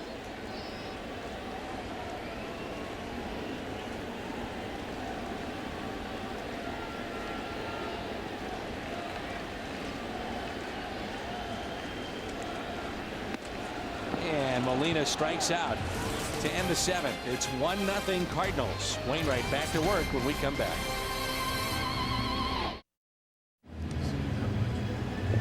Top of the 8th. It's 1-0 St. Louis. And let's turn now to the Hardy's prime cut of the game off the bat of Albert Pujols. A double back in the 1st that scored Brendan Ryan all the way from first. Ball that went into the left field corner. And Albert picked up RBI number 107. By the way, again tonight, 6 innings again. Last 25 starts for Wainwright, including tonight. First Cardinals pitcher to do that since Carpenter did it. 28 games of 6 innings or longer back in 2005 when he won the Cy Young Award. Jeff Blum, Kaz Matsui, and Quintero. Pitch count nearing 100. Franklin made it interesting on Sunday, but bottom line, he got the job done and picked up the save. Things are going to happen. Thank goodness it comes at a time when there was a day off the next day. So he's recovered, I would assume, and ready for tonight. He's had saves in his last 8 games.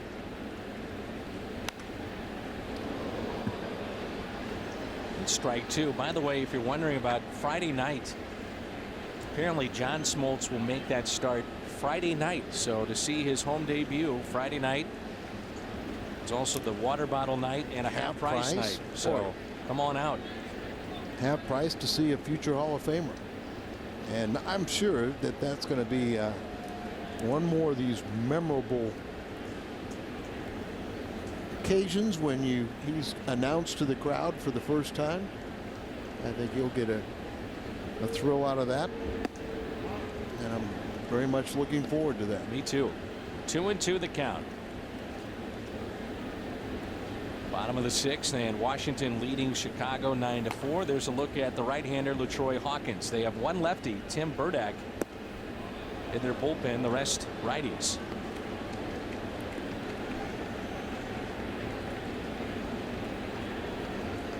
John Smoltz was very upset with the Atlanta Braves when they included Adam Wainwright in the trade that brought him to St. Louis. Because he could envision and see that Adam was going to be this quality starter. And what a real thrill for probably both of them to be reunited.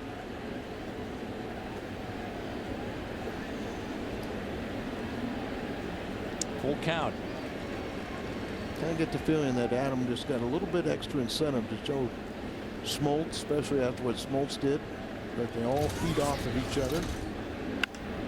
And a hard hit ball off the glove of Lugo. Played it off to the side. Not sure if he could get in front of it.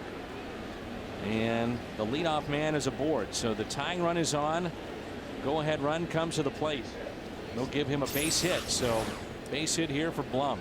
Breaking ball up in the zone, and Lugo really didn't want any part of it. It was hit awfully hard, but today's players play everything off to the side. Nobody wants to get in front of the ball, and so the end result is if you don't come up with it cleanly, it's charged a base hit to the pitcher, no error to the position player. But keep an eye right now as activity now in the Cardinal bullpen is a couple of his pitches been getting up in the zone. Jeff Keppinger is a pinch runner. Kyle McClellan up and throwing in that Cardinal bullpen. Here's Kaz Matsui, who's a good bunter. So Matsui here. DeRosa playing in at third. Pujols holding at first. Long look by Wainwright to see if Matsui would show bunt. Just holding that ball. That's a call from the bench where you see one was a hit or giveaway that he's sacrificing. Two, you take the spring out of the legs of the base runner at first. Saw the 10 sacrifices for Matsui. Matsui tonight twice has grounded out to second. Rosa playing a double play depth up the middle. Here's where maybe you hope that he gets the ball elevated and pops it up if he shows bunt. Showing bunt here. Good bunt. Wainwright only play is to go to first. Pujols covering. So the sacrifice is good. 1-3 on the play. Keppinger in scoring position, and it brings in the 8th place hitter Quintero. It's going to be a pinch hitter for Quintero. I think it's Darren Erstad. So Erstad will come off the bench. Been around a long time. Great years with the Angels. He was with the White Sox and now second year with Houston. There's another one that was on the disabled list last time we played the Astros. 7 for 15. 3 walks, a home run, a double, a triple, and 3 RBIs in his last 18 pinch hit appearances. Overall 11 for 42 pinch hitting.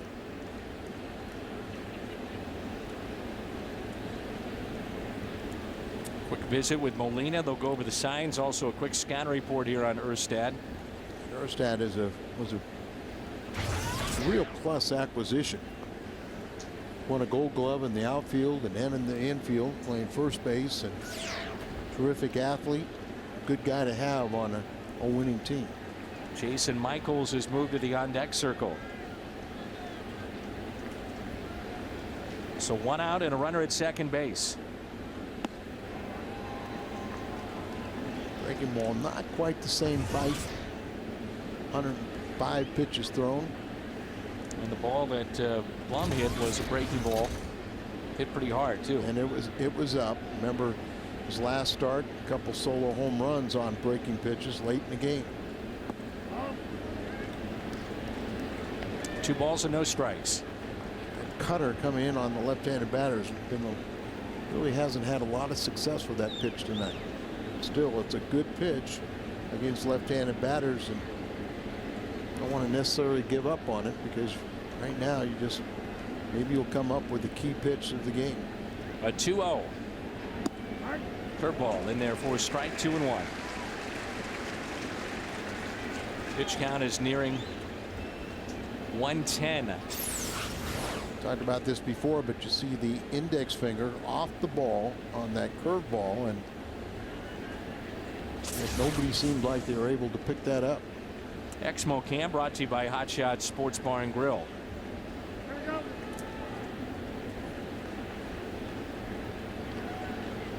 A 2-1 pitch to Darren Erstad. Ground ball. Lugo.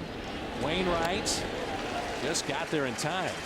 Pujols thought about going to his right, then realized he was so far away he couldn't get back to the bag, and Wainwright was covering. 2 outs. It's hard to ever criticize Albert for anything, but that's one thing that you wish he wouldn't stray that far. You see him just totally get out of the way and let the pitcher cover him. And Erstad hustling all the way makes it a very close play.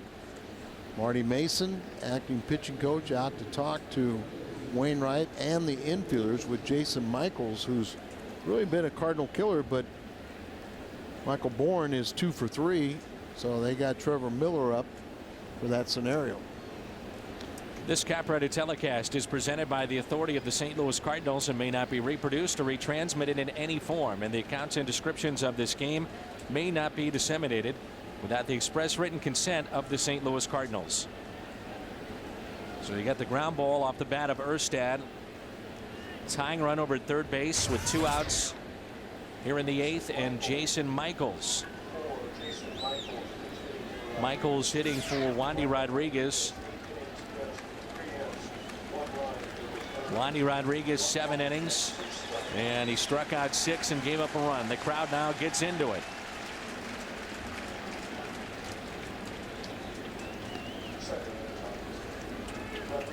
More than likely the last batter that Wainwright faces, so the crowd is going to help him out, trying to get him through this inning, keep the 1-0 score.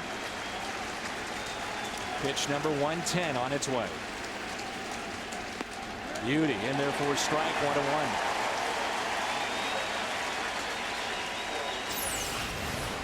1-1. Michael's been a hot hitter of late, and there's a breaking ball, just kind of started a little more inside and kind of hanging up there a little bit, but he couldn't pull the trigger. 1-1 pitch. That's a better one. 2-1, did not go. Yep, get ahead in the count and try to get him to chase that. The difference of a get ahead curveball and one to put you away. It's his numbers on the season, but of late he's been a very dangerous pinch hitter, and over the course of his National League career he's hit the Cardinals well. 2-1 pitch. 2-2. Let's see if this crowd will now stand.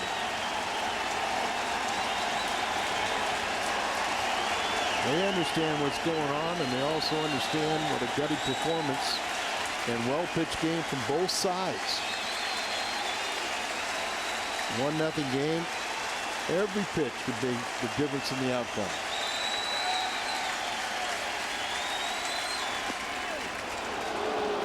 Full count. There's that cutter, and just not getting it down there a little bit. Couldn't make him chase.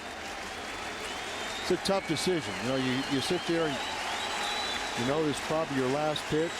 Probably want to throw a breaking ball off the plate. Do that close enough to get him to swing it, but if you miss it, Trevor Miller comes in. 3-2. He got him. A strikeout. His 5th of the night. Another masterful performance by Adam Wainwright. Wainwright, his biggest strikeout of the night. His reaction. 1-0 Cardinals. Wainwright keeps it 1-0 thanks to his 5th strikeout tonight. Let's go pitch by pitch in the at-bat. Brought to you by Chevrolet. Little cutter down and away, falls behind 1-0. There's a breaking ball, getting even the count. Back to another breaking ball. Cutter, looks like there's a cutter. He misses 2. And then the breaking ball, he gets a swing and a miss, and he knows that that's his night's through is Brian Franklin, but what a job Wainwright has done. Same thing with Wandy Rodriguez, and it's down to the bullpens right now, but Wainwright in line for his 15th victory. That'd be the most in the major leagues. So it'll be Rasmus, Wainwright, who has moved to the on-deck circle, and Lugo against LaTroy Hawkins. It's our Chevrolet call to the bullpen. The swing and a miss by Colby. Rasmus tonight is struck out and also grounded out. Wandy Rodriguez, 7 innings, 1 run. That was the RBI double by Pujols. Appearance number 51 for Hawkins. And Rodriguez only gave up 3 hits, walked 1, and struck out 6. 0-1 pitch. 0-2. Hawkins came to the Astros late last season And in 74 games since joining the Astros, he has a 1.55 ERA, the lowest in the majors since that date, August 2nd last year.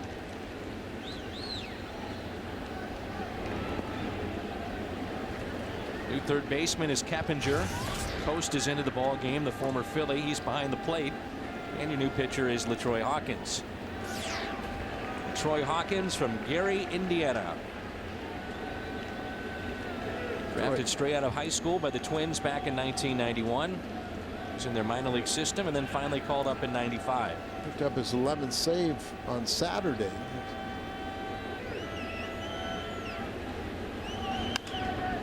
Slowly hit to the right side. Berkman, Hawkins, and out at first.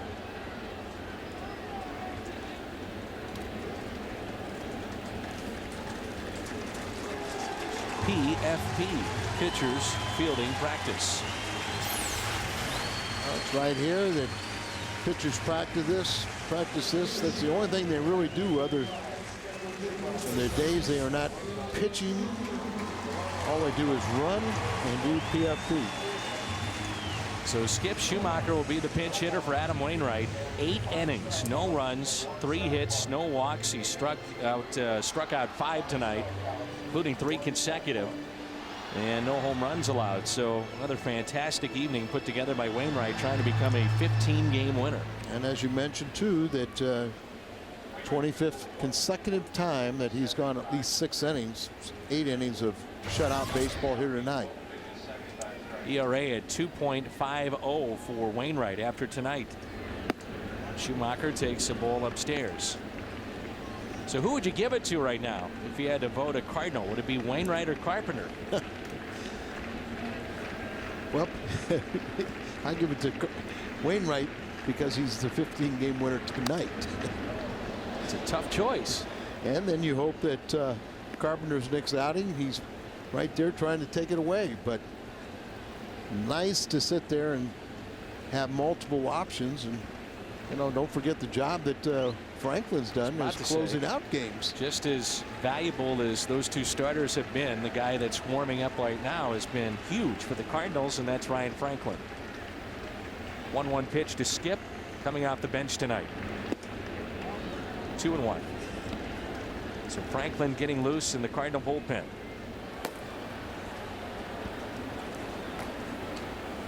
Jeff Murphy out there, been with the Cardinals as a player in their system. Now as a coach for Tony La Russa, a number of years. 2-2.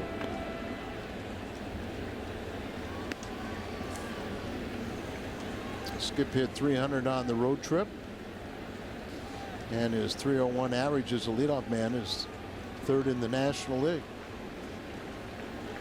The one game I know that really eats at Ryan Franklin this year, I talked to him about it after it happened, was Cincinnati.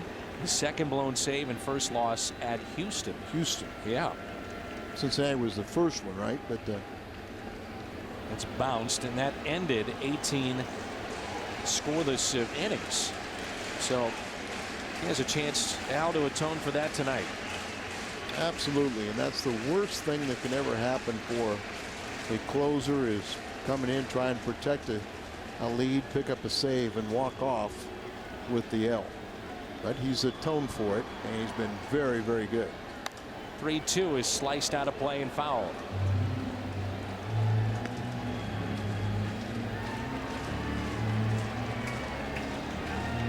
Troy Hawkins has bounced around a bit in his career with Minnesota, the Cubs, Giants, Baltimore, the Rockies. He was with the Yankees, and now with Houston.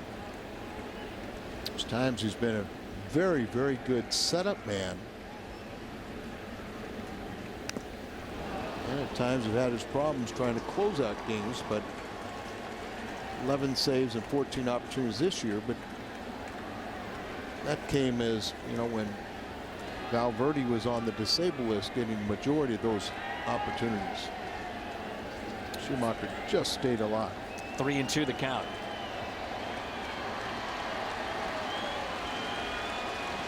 Danny Herron and Matt Cain are trying to, one of them trying to pick up the 13th victory tonight as they go against each other. Little chopper hit towards short. Tejada quickly to first. Got him. Good play by Miguel Tejada. Cardinals baseball tonight has been brought to you by Budweiser Select. Full flavor, 99 calories, the exception to the rule. By Bank of America. Cardinals banking only at Bank of America. Lock in $1.49 a gallon. For a year's worth of gas, visit your St. Louis Hyundai dealers today. And by Ameristar. More casino, more fun. Rick Ankiel will be the pinch hitter against LaTroy Hawkins, and he's pinch hitting for Lugo. So Schumacher will stay in the game. You would presume to play second base. So what a vote of confidence that is for Skip. Right. One-run game and having him play second base. Very close play right there, but nice scoop by Berkman gets him out. A lot of times people dive like that thinking that sort of an optical illusion that you get there quicker.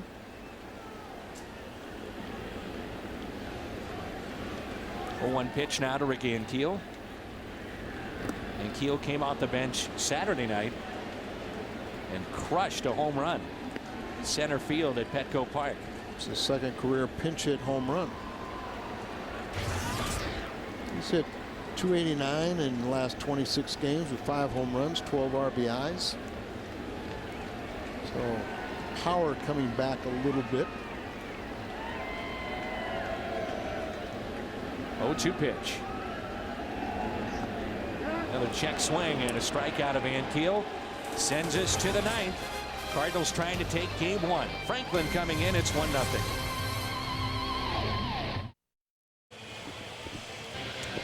Let's take a look at our recap presented by Infinity. Cardinals returning home tonight. We've had a crowd of 40,512. The 1 run scored in the game off the bat of Pujols. The other story, Adam Wainwright. 5 strikeouts tonight, 8 innings of scoreless baseball, no walks. Well over 100 pitches this evening as Adam is trying to win number 15, and it's up to the bullpen to finish it off. This is our Chevy call to the pin, and the all-star closer, Ryan Franklin, is in. Has saves in his last 8 outings. Second among major league relievers with his 1.10 ERA. His 32 saves are second in the National League.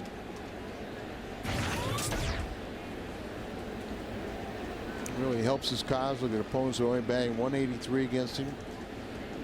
First batters, he's retired 41 of 49. That's a key stat. Many times he's extremely efficient going through 1 inning. So here is Michael Bourne. Astros have the top of their lineup. Bourne with 2 of their 3 hits tonight. The Cardinals with only 3 hits. So 6 total in our ball game tonight. Ground ball. Albert's got it. The speed is off the bases of Michael Bourne. Jim Hayes, what's coming up on the postgame show? Coming up on the postgame edition of U.S. Cellular Cardinals Live, Pat Paris with the good doctor Ricky Horton tonight. They'll take a look at the duel on the mound. We'll go inside the Cardinal clubhouse for a player reaction. Plus, the Cardinal Tournament of Champions rolls on tonight, 2004 versus 1968. That and more coming up after the game. For now, it's back to you guys. All right, thank you. And here is Hunter Pence. Be careful here. Ground ball to short. Brendan Ryan. Low throw. Oh, what a pick by Pujols. Saves Ryan on that play.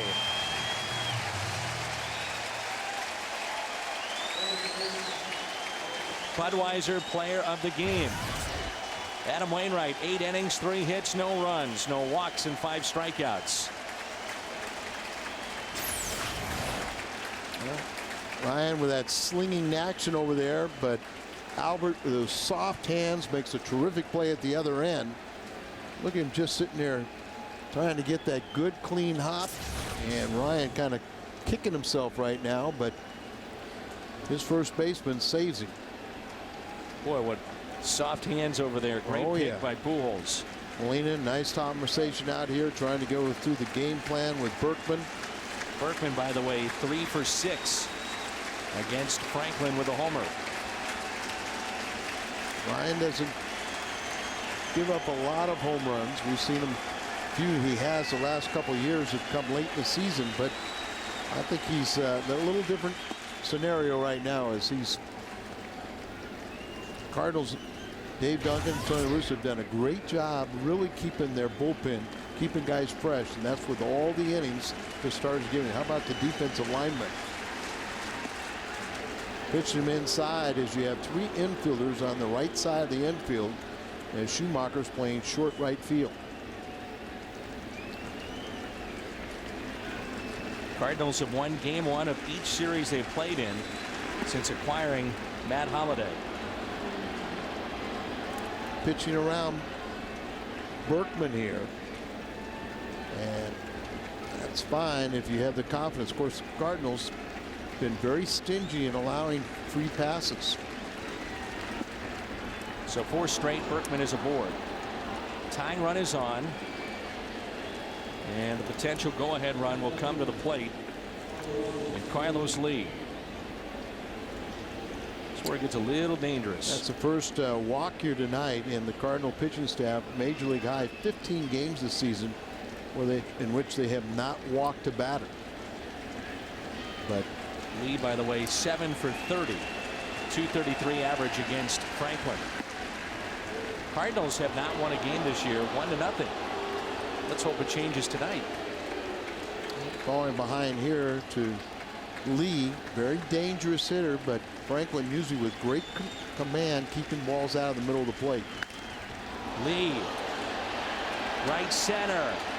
That'll stay in the park, and the Cardinals win it 1-0.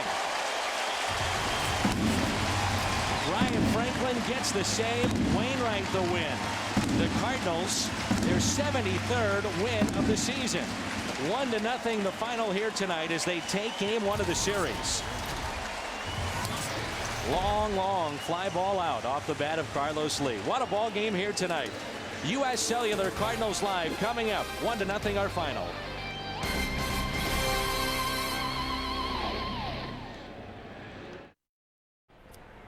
What a game. Cardinals a 1-0 shutout of the Astros. Rick Horton and I standing by to break it all down on U.S. Cellular Cardinals Live. I'm guessing you want to talk a little pitching. Well, if you love pitching, you had to love this game. Absolutely outstanding. Both starters here tonight were incredible. At one point, there were 28 outs in a row without a hit. Both starters really deserved to win the game, but good news for the Cardinals. Wainwright just a bit better. You got into your seat a little late. You may have missed the only run of the game. That came in the first inning. Much more on that coming up on U.S. Cellular Cardinals Live. Cardinals come home for their longest homestand of the season, and they keep expanding their division lead. Plus, Adam Wainwright on the hill trying to bolster his Cy Young credentials, and he does it outdueling the Astros ace.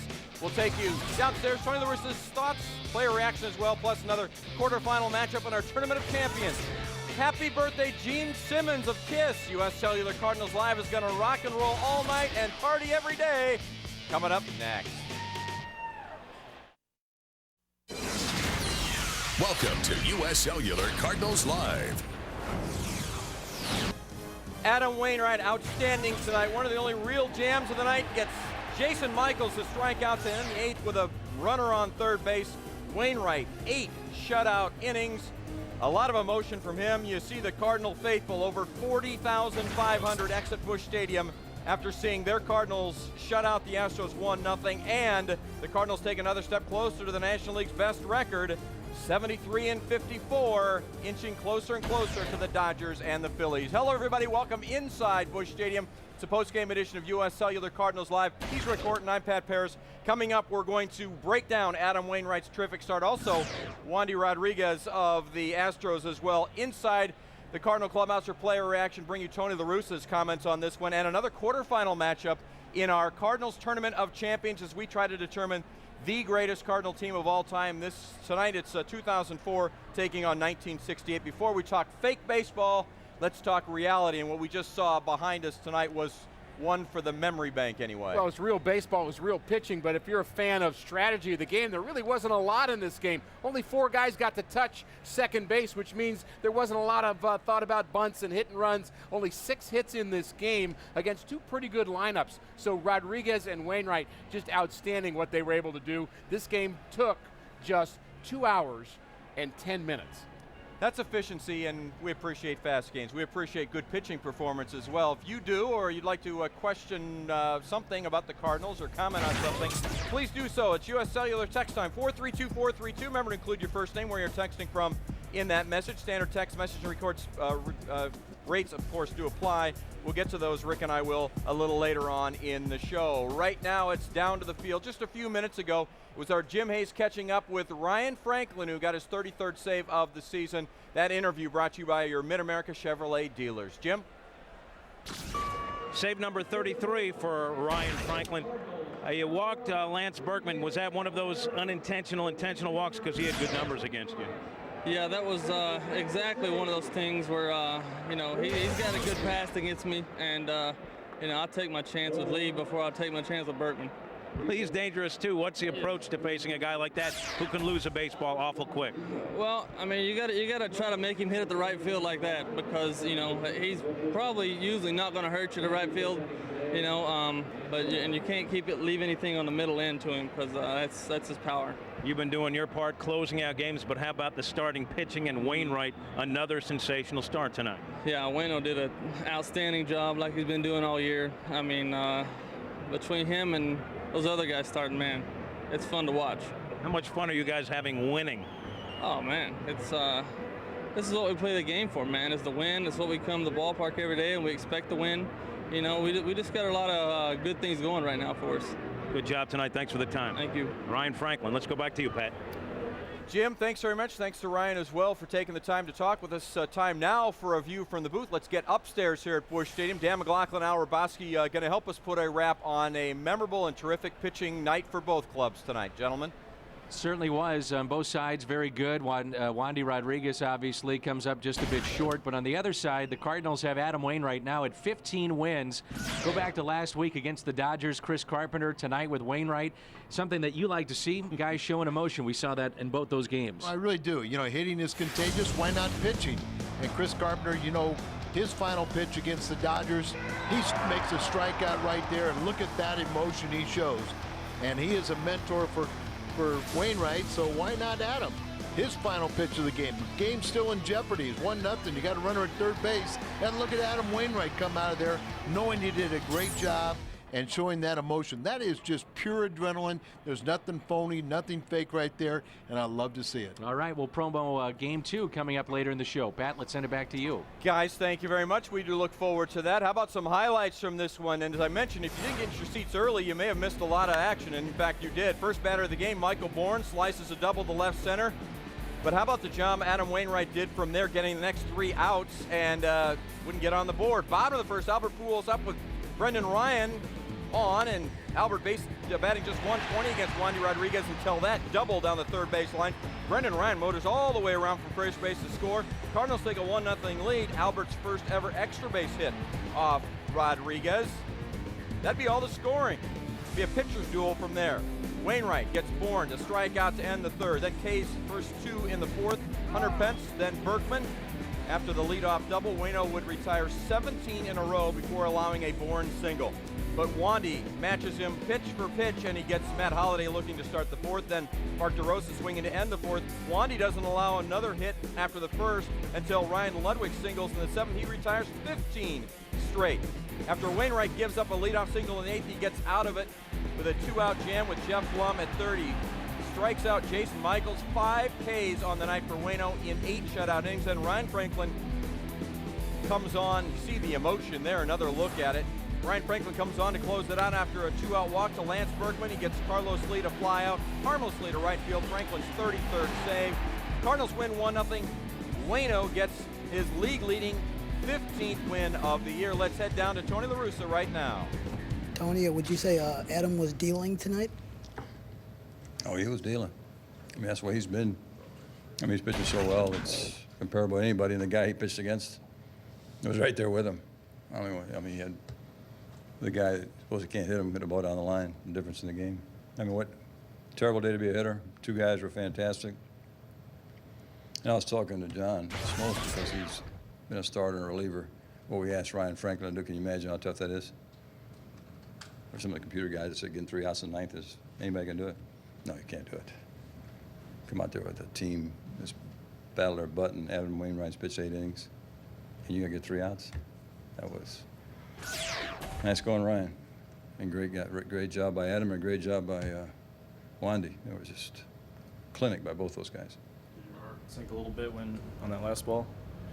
It'd probably be a little more vulgar than that. It wasn't really my heart that was the problem there. About the way Adam finished with the strikeout. I mean, that was like Carp in L.A. pretty much, just that situation coming through. Well, that's one thing that, we've talked about it, and we saw it in 06. And he showed us since he's been in the rotation. He has an ability to make a pitch. And that's what all high-quality, great pitchers have to do, because you're going to have rallies and stuff's going to fly. But that pitch was, he can do that. He's done it over and over again. Early on, when he had some games where, you look at it, he had 8 or 9 hits, and he had 2 or 3 chances, but he always made a pitch. Adam does that great. Carp does that great. John Smoltz does that great. Wandy Rodriguez, those guys that can pitch need to do that.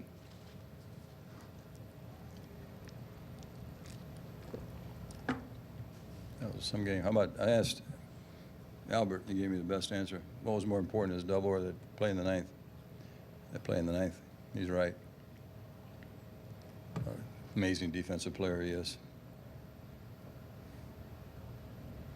When's the last time you didn't have Dave Duncan at your side down there? It might be in the first.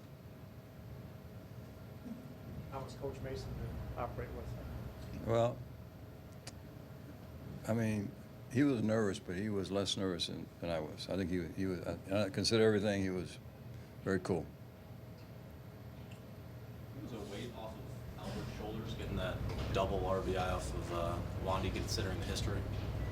Well, it's just, I mean, the numbers are there, and Albert puts the ball in play again. He didn't strike out, but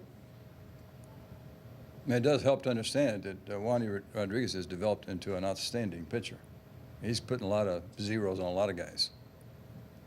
Tony, you said that Marty was less nervous than you. You were nervous, why? Because Dave was not there, or you talking about? The score was 1-0. IF. The score was 1-0. I didn't think you got nervous. I think we scored 1 in the first, didn't we? So we had to shut him out for 8 to win the game. Didn't think I got nervous? It's hard to tell. You got sunglasses on. I can feel it tongue in your cheek when you said that.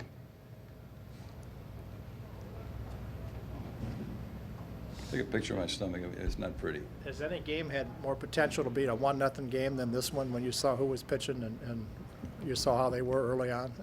Well, we've had games, when Lincecum came, Santana. I mean, but Wandy's, he's pitching great.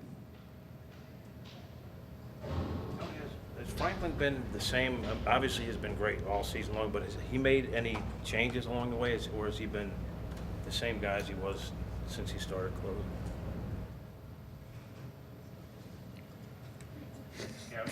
No, I'm trying to understand the question. So, I mean, when did he, is he better now than he was or something? Is he better? Has he had to? Than he was early in the year when he started cranking out a bunch of saves and I'm 9 or 10 in a row? I'm saying, has he had to change it all? Has he gotten sharper? I mean, he pretty much, he got through the heart of their order with an unintentional walk. I mean, are you laughing at me? A little bit. You don't think he's made any changes exactly the same? No, I think the biggest thing for, and this is why today's was as impressive as say, more impressive than a lot of them, because he threw 33 pitches Sunday. When Ryan is fresh, he's last year before as a setup guy in key situations. Last year as a closer when he had to close. This year, when he's fresh, everything is sharper and he's tough as nails. Today I was really worried because he had 1 day rest after 33, and he gets 3 outs in the night. So he's got great insides, and no, I mean I think this is how he's been for us. He's been a reliever, assuming that you don't overwork him. I knew we'd get there. That isn't where you thought I was going. You want me to say that I knew you had the trick pitch that Marty taught him. Oh, man. I just want to lay down.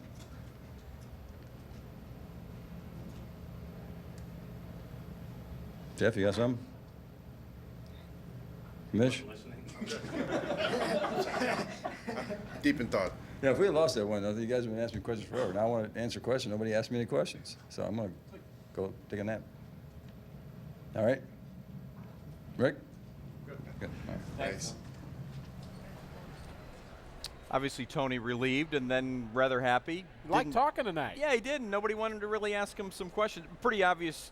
This one, though, gets broken down in get a run early and then a lot of nerves built up, but a great pitching duel from there. And what about Adam Wainwright and the 17 in a row he retired after that first inning? It was pretty impressive. And Wainwright was so good, and so was Rodriguez. Again, there's not a lot to talk about in terms of situations. At one point, Adam Wainwright retired 17 guys in a row. Pat, where were you on June 21st? Do you remember? Quick. Do you remember? It was a long time ago. Probably here. Well, that's the last time Adam Wainwright had a bad game. June 21st against the Kansas City Royals. No, I was in Kansas City. There yes. that's where you were. We knew you were somewhere. But 12 straight good to great performances for Wainwright. And again, 17 in a row against this Astros lineup. They've got some pop in that lineup. They've got Berkman, All-Star, and Pence, and Lee, 312 in the middle of the lineup. And he just carved up a lot of the hitters.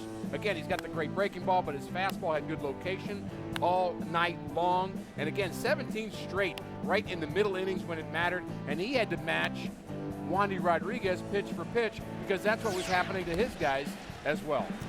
How about some food for thought brought to you by Jack in the Box? And what else can you say about Adam Wainwright since July 1st, Rick? 7-2, and obviously with an ERA of 1.21, tops in the NL since that time. You understand it's been run support's the only thing that's really stopped him since July 1st. Well, he's just been outstanding, and you look first, second, third in the National League. There's some pretty good competition. We know what Chris Carpenter has done, for example, since July 1st as well. So Adam Wainwright's just been absolutely outstanding. He now joins CC Sabathia as the only pitchers in the major leagues with 15 victories, and he now leads the National League in that department. And this is a whole other thing to watch out for the rest of the way, but Adam Wainwright, Chris Carpenter, and Tim Lincecum, and I don't know how you go any deeper than that right now for the Cy Young. Well, it'd be hard to go deeper than that. I think those three guys, and the Dan Herron's kind of fallen off a bit. Matt Cain is maybe a name that could have been in that list as well a week or so ago. But Lincecum, as outstanding as he's been, Wainwright and Carpenter have been just as good, and they're dominating good. Wainwright with no walks again tonight. Actually, only 2 walks in this entire game, 6 hits. Kind of a yawner if you like home runs and like offense, but if you like pitching, Pat, this was a outstanding clinic to watch with both these two guys. Also, over his last 12 starts, not only has Adam Wainwright put together the 2 earned runs or less over those 12 starts, but he's lowered his ERA a full point, now to 2.50 in those 12 starts. Pretty outstanding. It is outstanding. But we got more to talk about with Waino. Rick's going to break down that at bat right there when we continue on U.S. Cellular Cardinals Live. We'll also bring you post-game reaction from the clubhouse. Stick around. U.S. Cellular Cardinals Live is brought to you by U.S. Cellular. Believe in something better. And by Helitech. If your basement or crawl space leaks when it rains, heal your home with Helitech. Time for our starters comparison brought to you by your Lincoln Mercury dealer. And there are 40,512 Cardinal fans that can say they were here when they saw a 1-run score in the first inning and then outstanding starting pitching by both pitchers. Again, at one point, 28 or 20, I think it was 29 actually. 29, I think you batters in a row. That's basically a combined no-hitter in the middle of this game between Rodriguez and Wainwright. 29 batters without a hit. The only thing that happened in that time was a walk to Yadier Molina. Again, not a lot of walks in this game either. Only 1 for Rodriguez and 1 for Ryan Franklin in relief. And how about the importance, Pat, of what the Cardinals have done in the month of August? Again, jumping back to big picture here, we talked about how important having a good August would be playing against teams less than 500, and the Cardinals have absolutely been outstanding. 16-5 they are in the month of August. 16-5, and if the Cubs go on to lose, which right now they're down 10 runs to the Nationals in the top of the 9th inning up at Wrigley Field.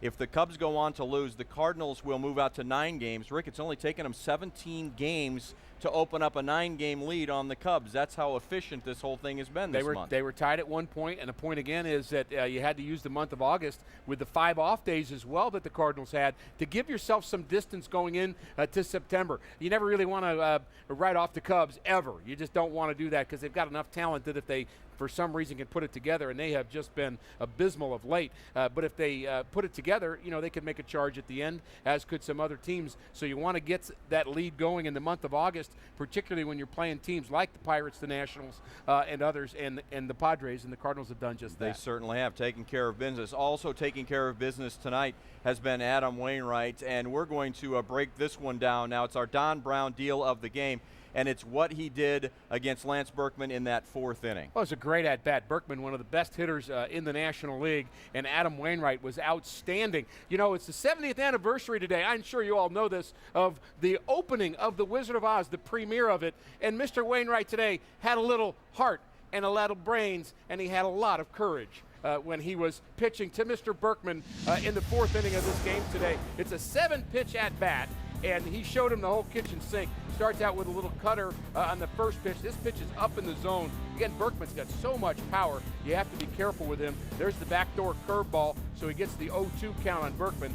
Very tough hitter to put away, though, Pat. Even though he's got the 2 strikes on him, you know, you're not going to just strike him out that easily. Comes inside with the fastball. 3 different looks already. Then he throws the curveball in the dirt to try to get him to swing at it, and the fish aren't biting. So that's a ball, and then again the fastball inside, trying to get in on the fist of Berkman, and a pitch high and away, trying to get him to chase. He doesn't go for this pitch. Look at all the places in the zone he's throwing a pitch, and then he picks a pitch down and away. It's got movement, velocity. This pitch is 93 miles an hour, and it has the 3 things every pitch should have: movement, velocity, and location. So he had the whole kitchen sink for Mr. Berkman. I love that Exmo. Isn't that great? That was tremendous. That is a Don Looked Brown kind of easy deal. to hit that, though, when you throw the Exmo.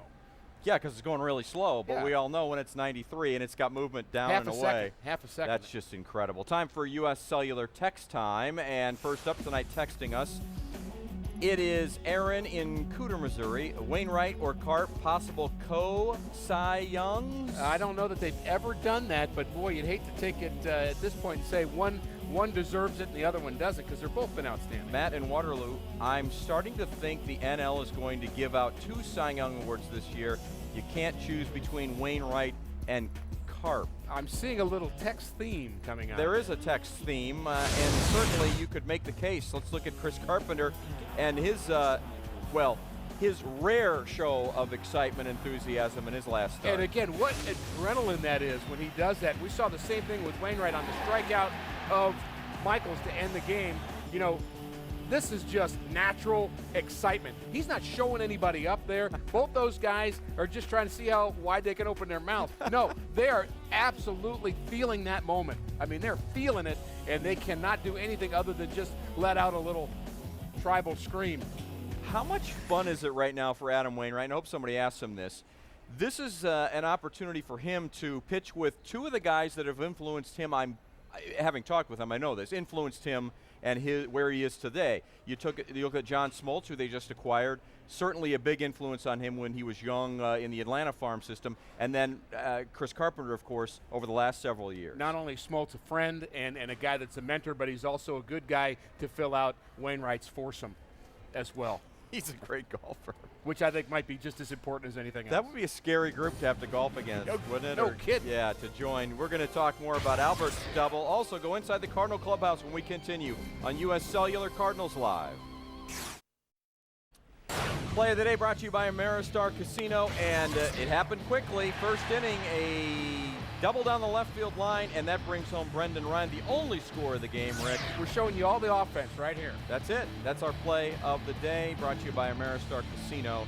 Albert Pujols with RBI number 107. Adam Wainwright picks up win number 15. We'll hear from him as we go inside the Cardinal clubhouse next on Cardinals Live.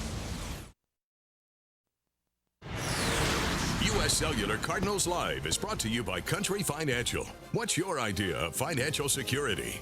And by Jack in the Box, where you can get anything on the menu at any time of the day. And by Honda. The 09 Honda clearance is happening now at your Gateway Honda dealers. Stop in today or visit shophonda.com. 3-2, he got it! A strikeout! His 5th of the night. Another masterful performance by Adam Wainwright. Adam Wainwright showing the emotion after striking out Jason Michaels in the top of the 8th. 8 shutout innings for Wainwright tonight. We're going to go inside the Cardinal clubhouse now and hear from Wainwright, who sets a personal high with 15 wins on the season so far. He's our Gila Tech King of the Hill. The outing tonight? It's just what we need, I think. You know, it was a big win for us, and first game, a tough team coming in, division rival. You know, we needed to win. So it was good. Does this make up for the last time I think you faced them? Great outing, but Bud Norris was just a little better. Think about that. Yeah, I mean, no, I don't think about that. All I can do is go out there and pitch. And if we win, we win. Try to hold them to 0 runs. I've said it before, if you don't give up runs, you don't lose. Might tie. When you're in a roll, I don't know if you're going to work 17 straight at one point. Are you at all thinking, wow, I'm calling a lot of hitters here, nobody's on base, or you could even allow yourself to do that? No, I don't allow myself to do that. I knew nobody, you know, a whole lot. I knew the last person that had been on base was Matsui at one point, but I didn't count how many or whatever. When you're kind of rolling like that, you just let it happen. Don't try to think about what's going on. You just make a pitch. Really bear down in the first inning. Warren starts the game, splits the left side, and nothing for a long time. Yeah, he had my number tonight. And actually that was a pretty good pitch, exactly where I wanted to throw it first inning. Just made a good swing on it, and he had a good plan on me tonight. So I have to go back to the drawing board on him next time. He didn't move though. He stayed there, so that was. Yeah, well, I mean, my main goal usually is to hold my hits to singles. You know, it's going to take a lot of singles to beat you usually, but when you got things like that happen, you have to change your game plan a little bit and move the ball around a little bit more. And you know, luckily we made good pitches and played good defense. How about that strikeout in the 8th? And it seemed like you showed some emotion after that. You were really pumped up. Oh, it wasn't a big moment. No, you know, I normally don't do this, but I did look down and I saw Trevor Miller warming up, and I saw who was on deck, and I figured out that I better get this guy out right now. Michaels, actually, he burned me last year. I was winning 4-0 against Pittsburgh in the 8th inning or 7th inning, and he hit a grand slam with 2 outs to tie the game, and I remembered that. That was tough. That was the worst I've ever felt after a game, and so to see him come up in that situation, I said, all right, here we go. I got to make a pitch. I'm not going to do that again. So it was a big situation. I mean, Carpet the other day showed a little emotion. Yeah, I mean, you know, I don't like fist pumping after every inning, but you know what? If the emotion is genuine and it's after a big moment like that, you got to let it eat. Like Carpenter in LA? Like me tonight, either way. How much do you guys feed off each other's starting rotation? You know, just one guy to start, the next guy. Yeah.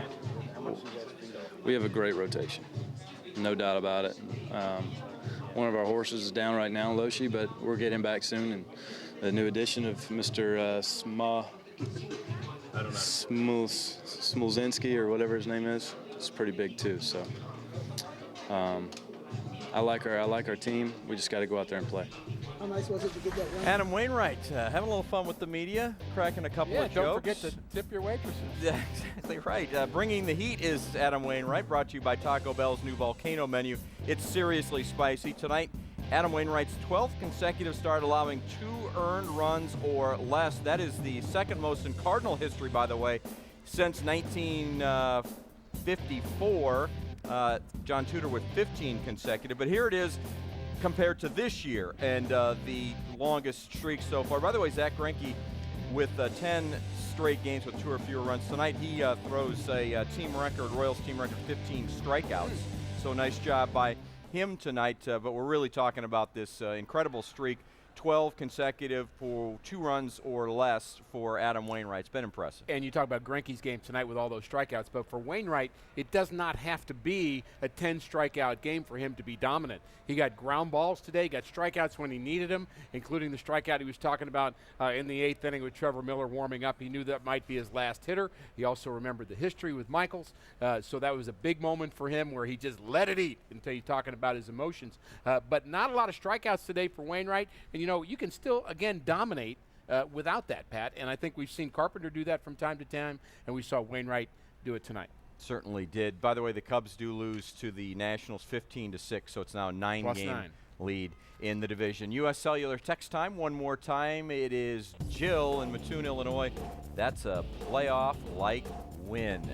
Great atmosphere here at the ballpark. Yeah, and I think the atmosphere at this park has really escalated, I think, since the All-Star game. I think there's something that happened when the All-Star game came here to St. Louis. People really got energized about maybe this team having a chance. The city, the fans really loved all the festivities then. And ever since then, there has been a renewed not only energy, but I think it's been louder here at the ballpark. Fans have been standing up more and cheering, which I think is great for the atmosphere for these players. And again, they've responded by winning a lot of games, which certainly helps. Well, and the Cardinal ownership responded by bringing in DeRosa, Lugo, and Holiday. And I think that's part of what they're cheering for, as well as Mr. Smolzinski, or whatever his name is. Cardinals today introducing their first-round draft pick, Shelby Miller, to the media here at Busch Stadium. Miller began the day by signing his contract that includes a $2.875 million bonus before throwing a bullpen session.